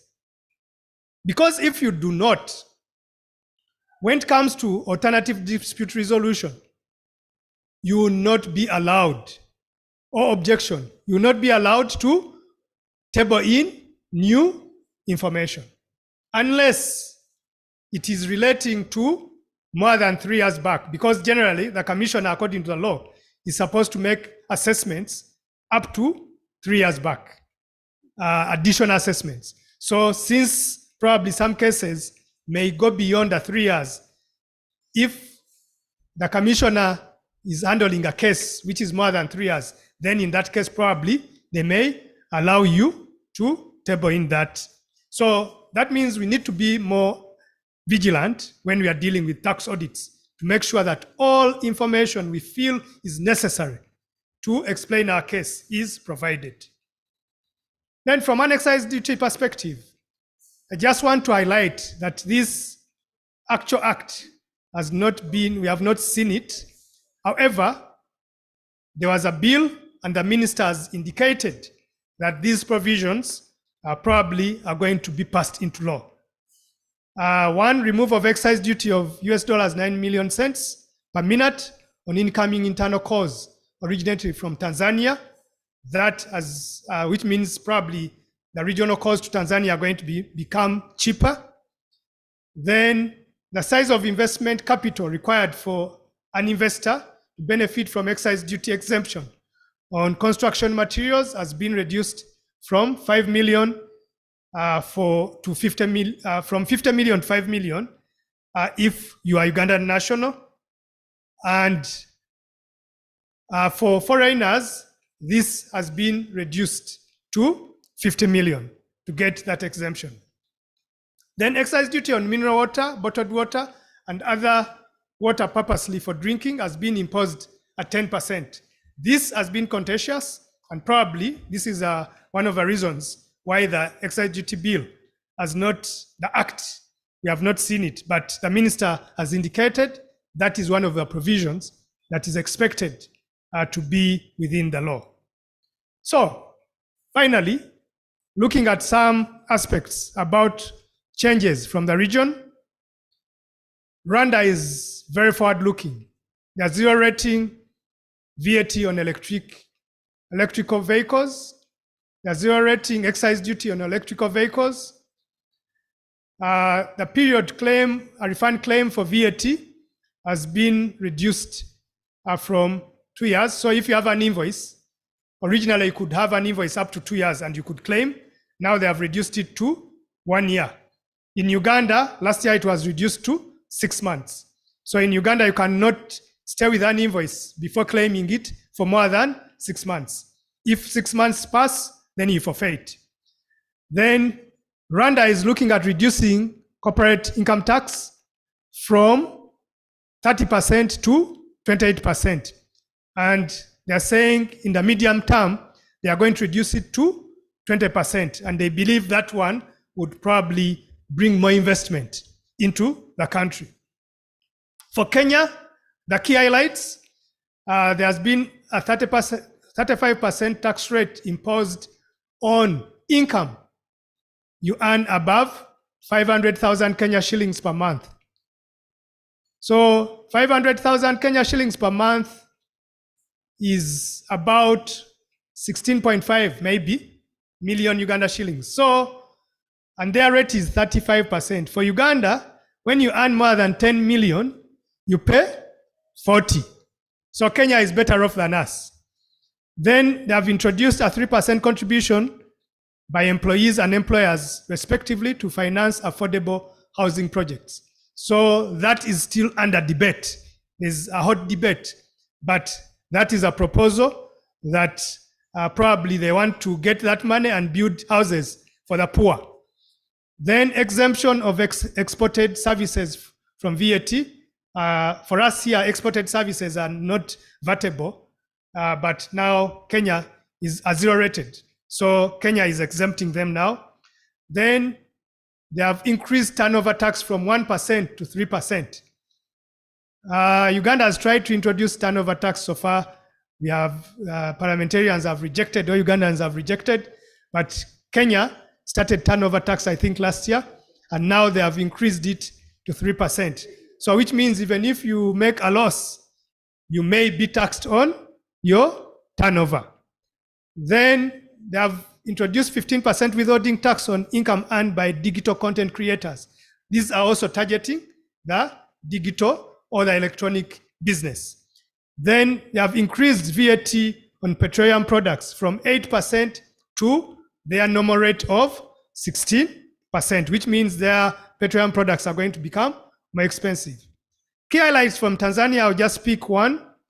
The VAT registration threshold has been increased from 100 million Tanzanian shillings to 200 million. In Uganda, our VAT registration threshold is 150 million.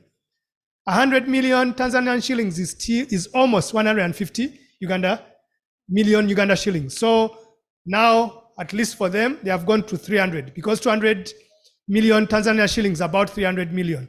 I think Uganda should also go that route because for people who earn low amounts, that VAT threshold is too low and it makes them not competitive. So thank you for listening to me. As I close, I say compliance is the best tax planning.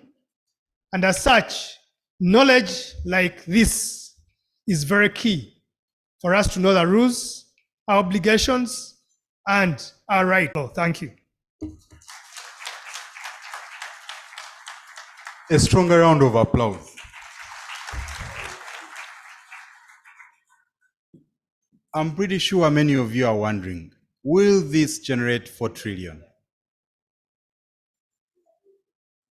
That's a good question, right? Will this generate the extra 4 trillion URA is supposed to collect? We will see. June 2024 is not very far. And I hope many of us will be around to see that day. We know you have questions. And at this point, we have a panel of experts. We are going to first throw these questions at them. And once they have given us some insight into what they think, then we will come to you to pick some questions. Sarah has not been able to join us today, and I will ask that as Mr. Chambade takes a sip of water, after that, he will take the place of Sarah, respond to your questions, and after that, go back and update Sarah on what he told you, so that the message is delivered.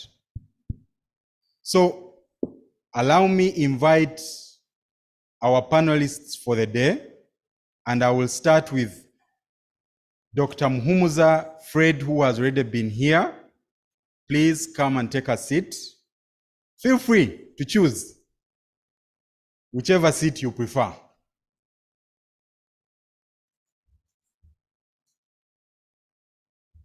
We also have a distinguished gentleman with us today. And lucky for us today, we have two gentlemen as part of our panel by the name Muhumuza. So we have Dr. Muhumuza Fred and we have Dr. Muhumuza Ezra. Dr. Muhumuza Ezra is the Executive Director of Uganda Manufacturers Association, and he's responsible for driving the agenda to ensure that the manufacturing sector in this country is headed the right direction. He's a renowned economist who has served in OPM, Office of the Prime Minister, Chamber of Commerce, even at Ministry of Finance, Planning and Economic Development. So I will ask Dr. Fred and Dr. Ezra to kindly move to the podium, and Mr. Chambade, who now has the role to bring into context whatever he has just been presented.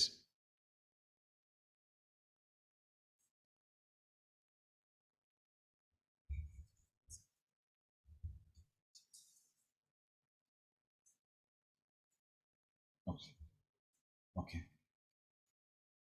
Sarah sent her apologies. She has an urgent meeting where she has to meet very important people, and this is not to say that you're not important, but as you can see, the expectation from URA is not a small task, especially when the president says that countries like Netherlands are collecting about 39% of tax to GDP, and Uganda is at 13%. To ask them the first round of questions that will be, I hope, hotter. Benson, I'm hoping that these questions will be hot. They're not hot. It's a discussion. The people might want to hear a very interesting discussion. So Benson will lead this session and will allow the moderation to take place, and then we'll have questions from the audience after he has given us a go-ahead. Thank you, and let's continue to listen in and enjoy the sessions. Thank you. Thank you very much, my co-MC. I would like to take this chance to thank the panelists who are able to join us today, and of course the audience. I think I've been writing and I've passed around, I've seen many of you are taking notes, pictures. There's really quite a lot to unpack. So much has been discussed from the global. We started with China, US, the world, came back. Fred Muhumuza is painting a very different picture. And I'm wondering whether government is doing the planning well. Peter also had some questions around whether you're promoting VAT addition. Why would you put taxes on inputs for some products? I think we shall send you a pack of some of these insights, but at this point, we really want to have a discussion with the experts here, and we'll give you a chance to ask questions, which you've been noting. And since Dr. Fred and Peter took so much time explaining things, I think I will focus on Dr. Ezra, because he represents the business community in Uganda, and we've heard from Dr. Fred that our exports are increasing. So we want to understand how he's doing this. I think he's been in the seat for less than a year now, and things are climbing. So, Dr. Ezra, let me start with you. We've had a different perspective. From the speech, the Honorable Minister of Finance mentioned that the economy is expected to grow, between 5.5% and in the medium time to 6% and above. And one of the things that are going to drive that growth is the investments in industrial parks, investments in oil and gas, investments in PDM. And we've also heard from Humza, it looks like he's telling us, why should you take irrigation to water-stressed areas? So I'm asking myself, if we're putting 1.1 trillion shillings to the peasants or farmers, is it really going to make sense? So we really want to hear from you. Paint a picture for us as somebody in the business community. What does this budget mean for you, given the issues that have been discussed from global and at regional level?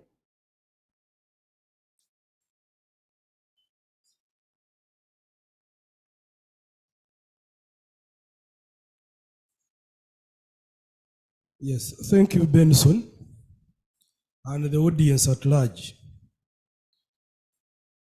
We thank government when they come out with a budget, as usual, but our keen interest as private sector, we normally look for what is unusual for progression. In this year's budget, Benson, there is a very big shock. I think it's where Mr. Rukwago ended. In my culture, there is a saying that the head of the family cannot eat a rabbit. The essence behind it is not that a rabbit is not delicious, but it's because it is so small. And when the head of the family is eating, you have the obligation to get a little and give to the others. Now, our biggest shock was tax on water. All of you, wherever you are seated, just pick a bottle of water and look at it. Water in its necessity has been slumped tax on it. There is a tax on it, which is 10%. We all know that in this country, the rate at which waterborne diseases has been cropping is in a decrease. But our biggest shock was when we hear that now, because the trend has reached a way that instead of boiling water at home, you would pass by a supermarket and go with this 10 liter. Ladies know that. And it is safer and cheaper than boiling water at home. So that is where we got our first shocker. And therefore, we expect the social welfare people to be coming and combining with us, and we resist this. We have to do that. Now, the economy, thank you very much. We'll extend our appreciation to the minister for building very good industrial parks. But industrial parks are not industries. Industries are more about the working capital. The OPEX and COPEX is what makes an industry. Now, the challenge that we have got, which links to what my colleague Usad was talking about here, where is the money to run industrialization agenda? Are we going to be borrowing it from external sources? Is it there anyway? You heard. Are we going to get it internally? Let's interpret a little bit of these figures. How much is in areas? We have supplied government. Government has not paid us. How much? I think around 7.5 trillion. There is no court judgment that is required on this. Government is aware they owe us our money. We can't borrow from outside. We have our money inside. The person we supplied in the name of government is not paying us. But again, how much money is in the debt? When we say domestic borrowing, they are not borrowing from the bank of the Equity Bank or whichever of these banks. Let's not paint a picture that internal borrowing means borrowing from this commercial bank. it is borrowing from the private sector internally, because these banks have our money. When you reduce their portfolio, it means you are reducing or you are competing with the little we could borrow from. So that is the third kind level of a barrier. Now, at the same time, you are on our door saying, give us tax, and sometimes give us tax in advance. I want to paint a picture of how the private sector in this country is actually no more if we don't become serious and revise some of these things. You have money, they have supplied you in areas. You have the money, you have not paid their bankers. Bankers are our agents, isn't it? Banks are agents of the private sector if their money is coming from the private sector. There we are saying private sector led, private sector get us out of this kind of tharamba of we are in. So those are some of the pinching points that we are feeling as the private sector. And I wish some of the policy makers that are here could listen to us and try to advise. My colleague, Dr. Mumza, was here saying, I'm going to discuss with the president. Please, doctor, tell the president that the economy is bleeding and the private sector cannot speak anymore because they're on deathbed. I thank you.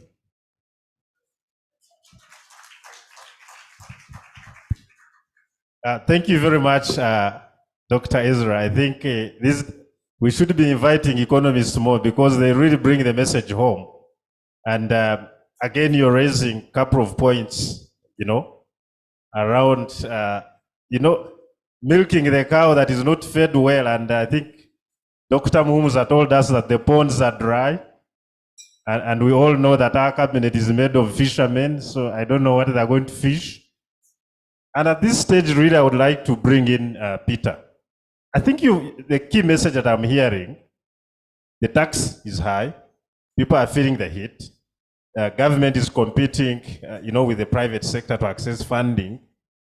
But at the same time, they want to increase domestic revenue from 25.5 trillion to 29. Never mind that we're struggling even to hit the target we set for this financial year, which is ending in June. So as a tax expert, what does this mean for business? How should business people, strategize to manage these challenges we're seeing in the market? Over to you, Peter.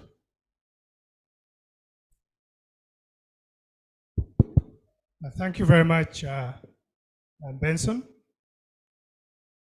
Of course, I think where we sit as the private sector and where also government sits as an entity that needs to raise money for purposes of national development,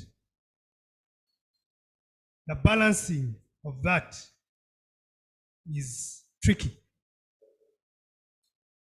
I always, when I am discussing taxation, I always bring the analogy of the fact that taxes is a must, and in many instances, government would want to get the most out of its taxpayers. And given an opportunity, the taxpayers would want to pay the least or nothing. So that is the reality of life. However, we know that we cannot move forward without paying tax. So how do we get the fairness? And like in such an instance, yes, government is looking at raising revenue from what is expected this year of 25.5 trillion, 29.7. But at the same time, as Dr. Mumuza was telling us, Ezra, is the private sector is bleeding, and already they are feeling tax is too high. So, what does that mean to us? First and foremost, without mincing words, it means the tax authorities are going to be more aggressive. And as a business, we need to prepare for that. But what is important, as I said, there are laws to bring fairness. That's why the laws are there. And that's why it's important for us to know what are our obligations and what are our rights. So to the extent that the law is there, and to the extent that we as the private sector or taxpayers, we try to understand those laws and make sure that we proactively manage our tax affairs, then we will not pay tax which is outside the law. However, if we are not proactive enough in managing our affairs and the level of aggressiveness, I believe the tax authorities are going to have to raise the revenue, then we may end up paying tax we shouldn't have paid, paying penalties we should not have paid. So the message, Benson, to us in the room is that yes, there's going to be more pressure. As indicated, the tax authorities are getting more technologically savvy. They're getting tools which can analyze data very fast and very well. So we also need to up our game to only pay what is fair. Otherwise, as government, I believe they should also focus on widening the tax base so that they reduce the burden on the few players that are already complying. Thank you. Thank you very much, Peter, for that proper analysis. I think I'll come back to you on the sticky issue of industrial allowance, because we've seen it's now getting difficult to get funding or borrowing. And of course, this is an aspect that discourages FDI. So, but I'll come back to you on that. I would like to change the direction of this discussion, because I don't want people to live here when they are distressed. It looks like everything is going south. Let me come back to you, Dr. Ezra, as Muhumuza comes back to the podium. We've seen, I think, our exports, majority of our exports are coming from the agricultural sector. And we've heard that 1.1 trillion is going to PDM. What opportunities do you see as the business? Does this mean we're going to have a bumper harvest in various value chains? Are we going to export more?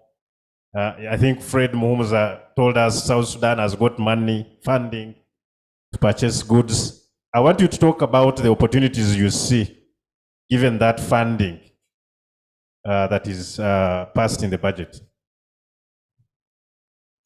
I thank you. The opportunities and the risk associated with the PDM, in my view, or from the view of the private sector, is dependent on where you are standing when you are looking at PDM. PDM is targeting, I'm told, 39% of the poor who could have been rejected by the ongoing economic system. Now, you pose the first question. Is there an economy for those the 39 that is isolated from the mainstream economy? Or you are trying to bring the 39 into the ongoing economy?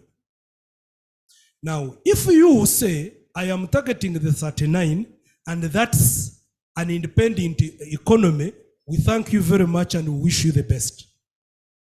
But if you think that they need to connect into the mainstream economy, therefore you have to go back and understand how economic structures work, the chain under which they are only a player only play and not an end into themselves. These are supposed to be targeted producers, I would say isolated producers who are on an enterprise that will feed into the main stream. Then you pose a question, it is PDM is anchored on how many pillars and how functional are all these pillars. The first pillar is on mobilization of the 39 to become producers. The second pillar would be aggregation of what they produce. The third pillar would be processing what they produce so that you reduce perishability. Because the problem that we have is not new. The problem associated with agricultural produce is not new anywhere. We know it has always been predictability and perishability. Now, the only way you can carve out that is if there is a functional receipt system. In this country, I remember at one time there was a very good song about the receipt system. Where is it? The third one now would be the marketing. Now, when I hear your question, you are connecting the first pillar to the last pillar, and you are avoiding the two pillars in between. I think maybe you could have had good discussions with Honorable Kasaija, and we wish you the best. But what we are trying to advocate here, because we are players as well, we think that we must simultaneously invest into all these pillars for it to work. And actually, with good analysis, you'll find that you would have rather worked it the other way around. Because when you consider the elasticity, it is easier to mobilize people and trigger than constructing a chain of warehouse system in this country. Which one is easier? This one is infrastructure investment. The other one is mobilizing people and put money on their phones. If Nabanja could do that in a week, why does the minister need all these years to mobilize people at the parish level and give them money? That is so easy. But it is not easy to take the processors to these villages to be able to uptake what has been aggregated and add value to it and then market it, bring back money. But now I think whether it is speed or it is rational thinking, I don't see this create economic anticipated outcomes. Political outcomes, it may be thick, but I'm not here to analyze politics. I thank you. Wow. Thank you very much, Dr. Ezra, for highlighting that gap between across the value chain. So we have money chasing producers, but what is being produced, some of it is not crossing the borders or even staying within reaching the processors, as he mentioned. I think this is a question for all of us, the advisors, the business people who see opportunity to see how do we close that gap to make sure that we're able to add value to what is being produced. I think I want now to come to the audience, and I will request my co-MC to stand strategically with the mic. The members in the audience, you've been really attentive. I'm sure you have really a number of questions. I want us, this discussion really now to come to you. Feel free to ask any question, tell us your name, which company you represent, and whom you want to address the question, including Assad, anyone that stood here on the podium, including the country leader, so is a candidate for answering questions. So feel free to do that. Benson, Yes. I'm in the middle. So you raise up your hand and fire your question. We have I a can see question we over have there. a question here. Good evening, everybody. My name is Veronica Palema. I work for ET. Sorry, we can't hear you. Could you put the mic closer? Hello? Yeah, that's better. Yes. Okay, good evening, everybody. My name is Veronica Kalem. I work for EcoBank. And I just, one of my comment is about the gentleman who talked about taxing water and how it's not good. But from a government point of view, I see it as, everyone drinks water. We're still going to drink water whether you tax it. Drink a full bottle, even half a bottle, leave it, buy another one. It's an easy way of getting revenues. That's- Sorry, we can't hear you. I'm going to kindly request. Okay, I just said my comment is about the gentleman who talked about taxing water. That it's bad because I can see the negatives about it, but when you look at it from the point of view of the fact that everyone will drink water anyway, we drink, we all buy these bottles of water, even drink half a bottle, leave it.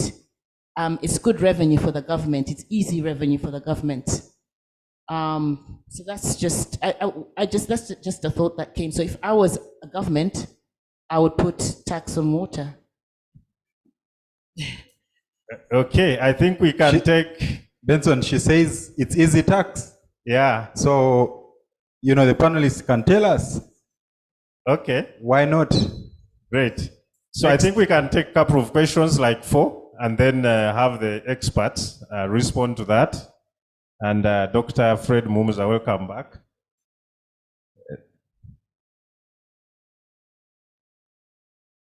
Thank you, Mr. Muhumuza. I have to say, rest in peace, boiling water that is gone. So this question is directed to the other Dr. Muhumuza.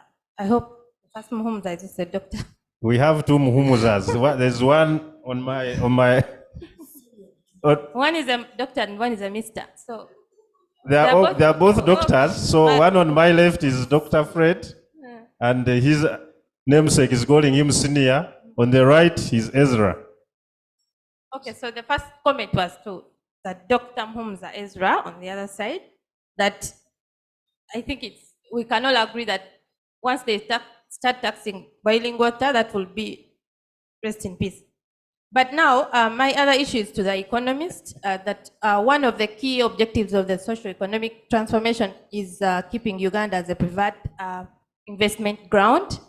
And then one of the key incentives to investors from the tax perspective is to not only invest in Uganda, but to concentrate on the outside 50-kilometer radius is the 50 to 20% cashback. That is under the initial allowance regime. Now, what is your opinion? I don't know if the economists have picked up on this, the issue that we have introduced and reintroduced. We have introduced, scrapped off, reintroduced initial allowance, and in layman's language, that is the cashback, the 50% and 20% investment in eligible property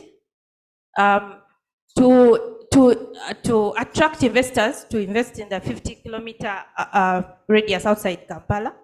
But we are having a pull and push, and right now we are witnessing a scrap off once again. And I want to understand whether economists have picked up on this. What is its impact on the investment outside the 50-kilometer radius? Does it have you presented a case against this? Do you support this? I think that is it. And how is the pool right now, as we are seeing, going to support in achieving our current budget? Okay, thank you. Okay. Do we have more hands? How is scrapping initial allowance going to impact the economy? There's a hand here in the front desk. I'm going to come to the front desk. Let me take this one, then I come. Okay. Thank you very much. My name is Juliet from Nice House, Murana Group. My question is about the changes in VAT Act. The supply of services, we are already paying for the imported VAT on services. So how does this affect us? Benson. I Okay. hope we have the question. How Yes. does the reverse VAT and the VAT on the supply of services we've seen in Kenya, it's been zero rated. Okay. How does this affect the business community in Uganda? Let's have a question from a gentleman over there, and then come back to the panelists. Thank you very much. My name is Francis Chisirinya. I'm the Chief Membership Officer, Private Sector Foundation, Uganda. I'm glad to be here, and I'm really enjoying the discussion. First of all, I want to share some little information on the parish development model, then ask a question to Dr. Muhumuza, the Fred. But I'll also ask a question to Peter. Now, and I'm going to give, to start by comparing two countries, that is Switzerland and Uganda. If you look at the GDP of Switzerland today, it's about 800 billion shillings. Sorry, dollars, a population of 8.7, call it 9 million people. The GDP of Uganda, according to the minister this today, is about 54 billion, a population of about 50 million people. If you look at the contribution to this GDP of domestic consumption, Switzerland, it is about 230 billion. Because they export about 23%. Sorry, they export about 87%. Sorry, they export about 71%. So the local consumption contributes about 28%, which is 230 billion. So meaning that the GDP per capita on domestic consumption is about $26,000. Now in Uganda's case, the contribution of domestic consumption to GDP is about 8.1 million because we export only 15%. So which means that GDP per person, domestic consumption, is 162. Now, this is now what brings in the picture of the parish development model. Why? Because, as the president put it, we have 39% of the people producing, but not for money. So in the end, they don't contribute to any consumption. So they have no contribution to domestic consumption. Now, the best way to look at this impact from the perspective of the private sector is the type of demand that the business community or the private sector sees in their businesses, in their factories, in their shopping arcades, in many commercial enterprises. The average kind of utilization, capacity utilization, is under 50%. So meaning that you really have to get consumption going so that you are able to pull up the productivity. Now, without the parish development model, what other model can we use to build up local consumption, to create a market for producers in Uganda? Dr. Muhumuza, I hope that is clear. Now, the second one is for Peter. I was listening to the speech by the minister, and it is again about our regional cooperation arrangements in the East African community.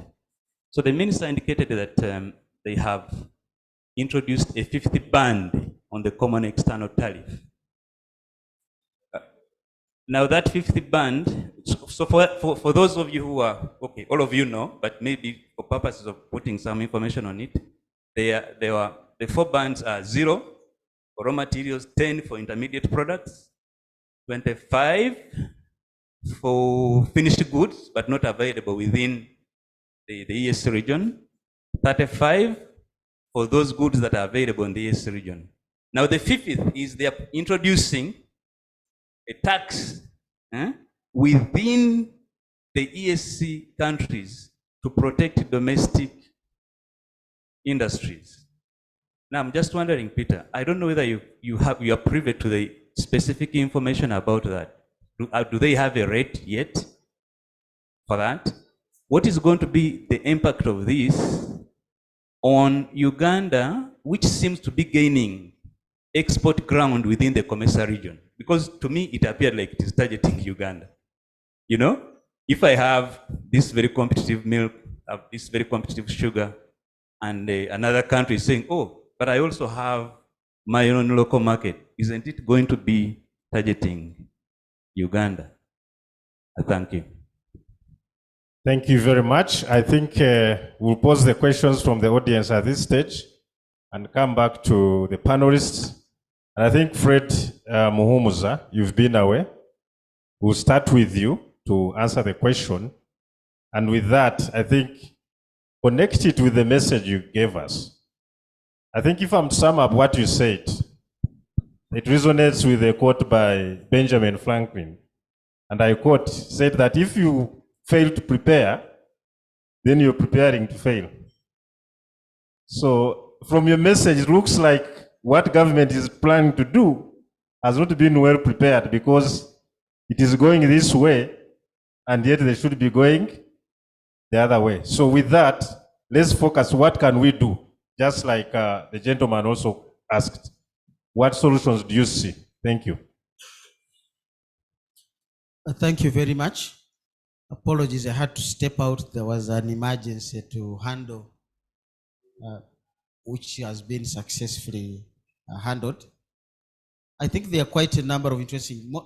Francis Kirinya raises a very interesting conversation, which we said with the aggregate demand or domestic consumption subdued, it becomes very difficult to even drive industries. It becomes difficult to collect the taxes, because a lot of our taxes are either income taxes or consumption taxes. Now, with an economy that is largely informal like ours, you want to rely more on consumption taxes, because I don't know who earns from what. But as long as they come to drink some water, there I catch them. As long as they ride the border, I have a fuel tax on that. But first of all, they must come to buy the water. Now, the government's assumption is that the parish development model would bring the 39 into the money economy, would give them substantial incomes so that they become active agents in the economy, hopefully both on the production side and on the consumption side. Now, you want then in that space to interrogate the effectiveness and functionality of the PDM. Will it fall where the other initiatives have fallen? Some of them haven't delivered as much as was expected. So you want to look into the other pillars of the parish development model. We seem to have advanced more on the financial inclusion, getting money to the people. And the minister in the speech, I think, indicates that the circles have now been formed. I have put there 50 million per circle, and I'm going to ramp it up now going forward. Now, most of these members of these circles will borrow for agriculture, because that's where they are sitting. Now, you want to look at who else is supporting agriculture. Do we have the extension service? Do we have the agro input providers? The very people who are supposed to make sure when this farmer borrows the money from the PDM, he actually is going to produce and succeed in production. You also want to look at the other pillars, like pillar number 4, which is on social services, education and health. If the health sector is not doing well, somebody who is multiplying their goats will eventually sell off these goats to go and treat a sick person. So it's again a system-wide space that you want to look into to say, if I do not do, like Franklin has indicated, if I don't do good planning, then I've just planned it to fail. And we really don't want to get 5 years of our opportunity space to realize we are wrong, not to invest sufficiently in the road network, not to invest sufficiently in the health system. I'm glad the minister has promised that by the end of this year, which is 2 weeks from now, he will have solved the problem of interns and senior health officers. Because this is where the poor people go, in government health facilities. If they are not working, they have to sell that goat and that maize to go to the private facilities. That's not good for the journey that we want to build. But we begin to see a realization that beefing up household income is going to be very, very critical for us to increase tax revenues, but also to support the industrial sector. I think there was a question on policy reversal. The waivers we gave for the industries in 50 kilometers radius beyond Kampala. I don't know the evidence of whether it has worked or not, but in economics, we have time to review. Once you see it's not meeting the objective, you cannot retain it. Now, either the industries have now established themselves in the 50-kilometer radius beyond Kampala, or they have not. And in any case, if you continue keeping it out there, you're possibly losing of vital revenue, or you want to introduce additional support mechanisms and measures to support these industries in those areas. We will need to look into the mind of the ministry, why this has been done, and then be able to kind of possibly inform some other discussions of a policy nation. Thank you. Thank you very much, Dr. Fred Muhumuza. I think, Peter, you can answer the question around tax, and then we'll come to the other Muhumuza. Thank you. There was a question asked by Juliet, asking about reverse VAT, because already when you import a service, you pay VAT on that service, which is VAT on imported services. So my understanding of your question is, what about this other tax, which is being proposed by the non-residents? So VAT on imported services is still there, and to the extent that as a VATable person, you are receiving a service from a non-resident, and that service is ordinarily taxable in Uganda, you are expected to account for VAT on imported services, which is the reverse VAT. Now, this provision, which is being highlighted, is in respect of non-residents who are not registered here, who are providing services to persons that are not VATable. So to the extent that that person is not VATable, then that means he's not registered for VAT, because he either deals in exempt services or they are below the threshold. That's where they are saying now such an entity, which is a non-resident, when they provide such a service to that person, then to the extent that that person is a resident who is not taxable and is a final consumer, then that entity which is providing the service has to account for VAT. Or if it's providing it to a business which is not ordinarily taxable for VAT, that is, maybe it's dealing in exempt services, but they're below the threshold of 150 million, then still that non-resident is expected to account for VAT. Now, the entities whose turnover is above 150 are those who are dealing in non-taxable services, who ordinarily would not be accounting for VAT. So they are saying, now, if your turnover is above 150, then you'll be expected to account for VAT on receiving those services from a non-resident, even if ordinarily you may not have been required to. I hope that is clear. Then there was a question about the common external tariffs, whereby the common external tariffs has indicated that there were originally 3 bands. That is the 0% for raw materials, 10% for semi-finished goods, 25% for finished goods, and last year they introduced a 35% for generally what we would call sensitive goods. Now, that discussion which is going on under COMESA, the rate has not been communicated. And it might be depending on the type of good. So in terms of whether Uganda would be disadvantaged, it would depend on how we apply the rules.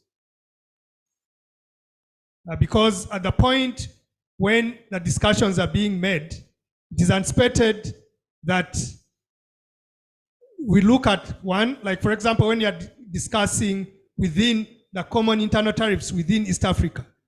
Remember, we had like a grace period for a given number of years, whereby given the fact that Kenya was more advanced than us in production, goods from Kenya to Uganda would have a certain tariff, despite the fact that generally it would have been zero. But for purposes of helping Uganda, Rwanda, and Tanzania get to a certain level, there was a levy that was put, which for some goods, still we put some levies, and then those kept reducing. So those are the discussions which are still going on. And to the extent that we negotiate well, then probably will not be disadvantaged. And to the extent that depending on the rules, everyone actually goes by those rules, because we have seen instances whereby there are rules and then some of the member states are not going by those rules. And then for those who are trying to go by the rules get disadvantaged. Thank you very much, Peter. You know, tax, as they say, one thing, nothing is certain except death and tax. So I like the way you've, split the facts, and I hope the business is here.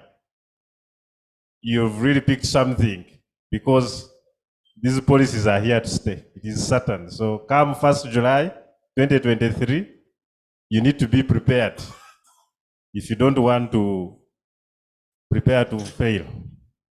I think we had a question for you, Dr. Ezra, around people looking at the tax on water differently. They're saying this is easy money for government. What's your view on that? Well, answer that question, please. Yes, thank you. You sometimes want to understand why the outcry. We need to accept that the tax line has some challenges. If you remember, there is a principle that we borrow in economics, but it is majorly in politics, which they say the transparency. Here we're talking about economic transparency. There is economic, the opposite of transparency is what? We don't see economic transparency in the terrain. What we mean here, we all are aware that there is parental application of tax correction. That some people, a few people who have come out to be clean, end up paying for those who go underground, because it is easier to push them than getting those who are running away. That is one signal of non-transparency in the economic terrain. Now, when someone says, hey, it is easy, that it is easy, I rather go for a tax on water other than coming out clean on tax on petroleum. If you ask, where is the tax regime for petroleum? They say, that is a sensitive area, just don't talk about those. And we keep quiet. That's why we say, can we please find some level of transparency if you think we are all good stakeholders in building the economy? Now, relatedly to this, on the allocation of industries, there are normally two ways of allocating industries. You let the market play, and they will allocate industries, the factors of forces and demand. Where there are raw materials, we go there. Where there is market, we take the industry. Then the other way is when we have to follow the government regional equalization planning, all these very good ideas. Now, this incentive of the 50 kilometers radius was supposed to entice people to go into the government regional industrial parks. But the rate at which we need to put up industries is higher than the rate at which these industrial parks are being facilitated. Areas are gazetted, but for you to get the license and undergo the process and you go the vetting, until you are a visit, you had rather go and look for a person, buy land, so long as there is some power, establish your industry. So they have realized that actually industries have way gone deep into the villages, allocated them by market forces, and this 50 thing has become redundant. And after all, if I asked, tell me of 2 companies that have benefited from that. There is still, under the economic transparency I was talking about, that some of the incentives are rationed. They are not equally accessed by all. Some people get incentives, others don't get incentives. Why? My senior said he talks to the president. Put it on agenda, sir. We need to know as private sector. Some people get tax holidays, others don't get tax holidays. The criteria, it is not yet known and clear to all of us. Why? Economic transparency is still very low. So that's what I can say on the allocation of industries. Thank you very much, Dr. Ezra. I think this reminds me of the situation we go through, most of us on the road. Some things in Uganda are hard to understand. Those who are patient and following the line, you get inconvenienced by other people on the other side. I don't know if those are the same people advising government to come up with these policies. But as we've heard, I think the discussion is really requires more time and further engagement with various stakeholders, especially in government, to see how do we align ourselves to put forward policies that boost economic growth and are in tandem with some of the policy measures that are being put forward. I think in the interest of time, I would have loved to continue engaging these experts here, but we really want to make sure that we conclude this discussion because we just 20 minutes past the proposed closure time. So I will just allow me, for the sake of the participants online, Mark, please cross-check and see if there's any question from the online community. And then I will give the panelists here 1 minute to give closing shots, and then we go into closing remarks. Let me start with you, Dr. Ezra. 1 minute closing shots for you. Yes, thank you. I think as private sector, we continue to approach government on increased investment on development infrastructure. We see some percentage increase from what it was last year for the infrastructure. We continue to appreciate on that because putting up development infrastructure is very hard. And the private player in the economy, we may not be able to compete with government on that. We can compete with government, we can supplement government better on human capital development and all these things, but on infrastructure, it is not easy. So next time we argue the case that it is apt and apt the more. I thank you. Thank you very much, Dr. Peter. Your closing remarks. Thank you. As a tax consultant, looking at where URA and government is going, it's important for us to note that this coming year, URA is going to be very assertive in collection of taxes. They have increased their technological capacity to analyze information. So, as taxpayers, we need to be proactive in management of our tax affairs. So we need to ensure that as much as possible, we know what we are supposed to do and we do it proactively. And there is a window that has been put in place where they have indicated that if we are able to pay any taxes due as at 30th June, by 31st of December 2023, then they waive all interest and penalties. And thereafter, they are going to become extremely hard on us. Let us take that window and take advantage of it. Thank you. Thank you, Peter. As they say, opportunity favors the prepared. Please get prepared the 3 months. Doctor, tell us what you're going to tell the president in 1 minute.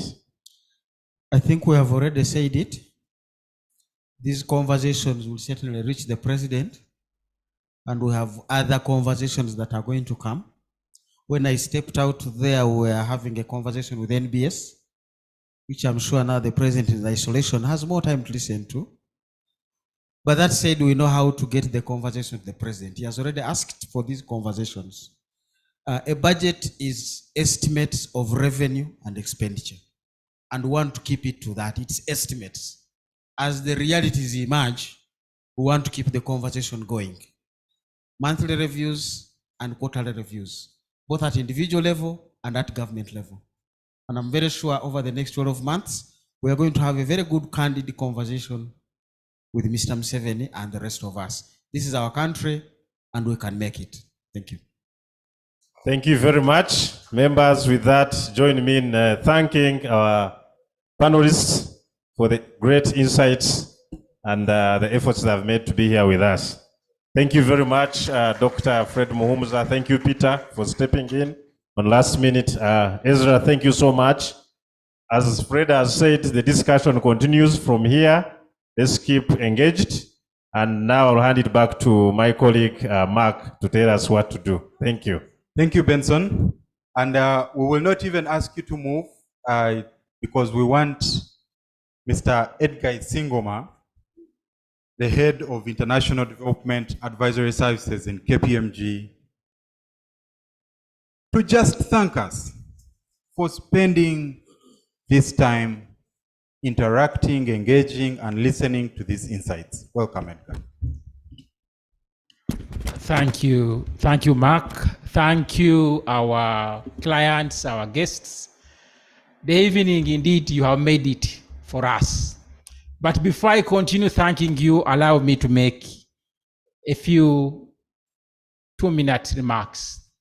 From what I have heard today and from what I've been seeing, interactions I have had, a budget is a budget, but the prioritization which goes into that budget and the latter execution of that budget, the discipline that goes into that budget, means a lot for us in business, means a lot for us in government and in the private sector. Taxes as a means of, as much as possible, trying to finance public expenditure is a good way to do it, but it has to be transparent. It has to be able to follow normal means. And the transparency aspects, as I hear from the panelists, is an aspect which definitely government needs to pick from here and borrow a leaf. We have had the business environment, whether global, regional, or local, is unpredictable. And for us, in the business, in the private sector, in government, this means we have to proceed cautiously in terms of our decisions, where we are going to invest.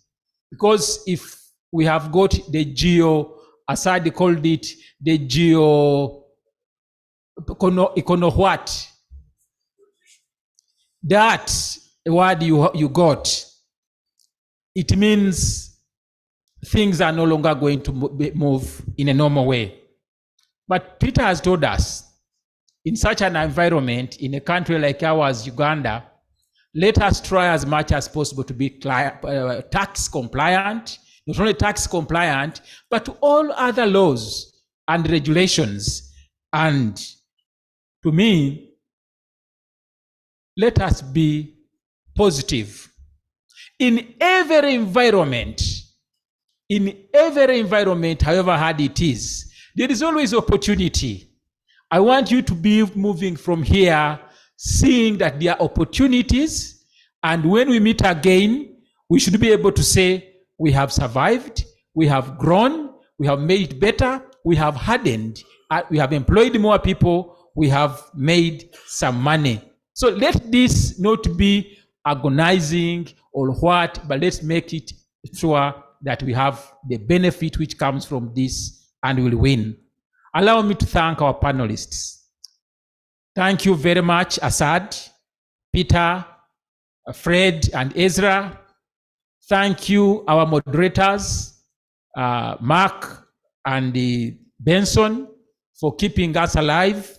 Thank you to the entire KPMG team, which has prepared for this function. They have made us make sure we keep drinking and getting some water and everything. But above all, I want to thank you, our invited guests. You have been calm, you came on time, you have been with us. We want to thank you for giving us this time. I know it's coming to 10 p.m. 30 minutes have gone. Please proceed cautiously, be compliant, be positive, and we shall be able to emerge positively out of this. Don't ignore the fundamentals. Asante sana, mwebale nnyo, tunashukuru, murakoze. Thank you.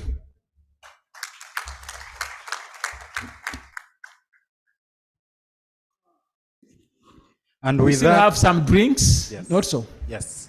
And with that, there won't be further speaking. Feel free to interact, engage. Now you know your neighbor. There are drinks at the people helping us to serve the drinks are still serving them. Stay as long as you can. Enjoy yourself. Thank you for coming, and we appreciate you.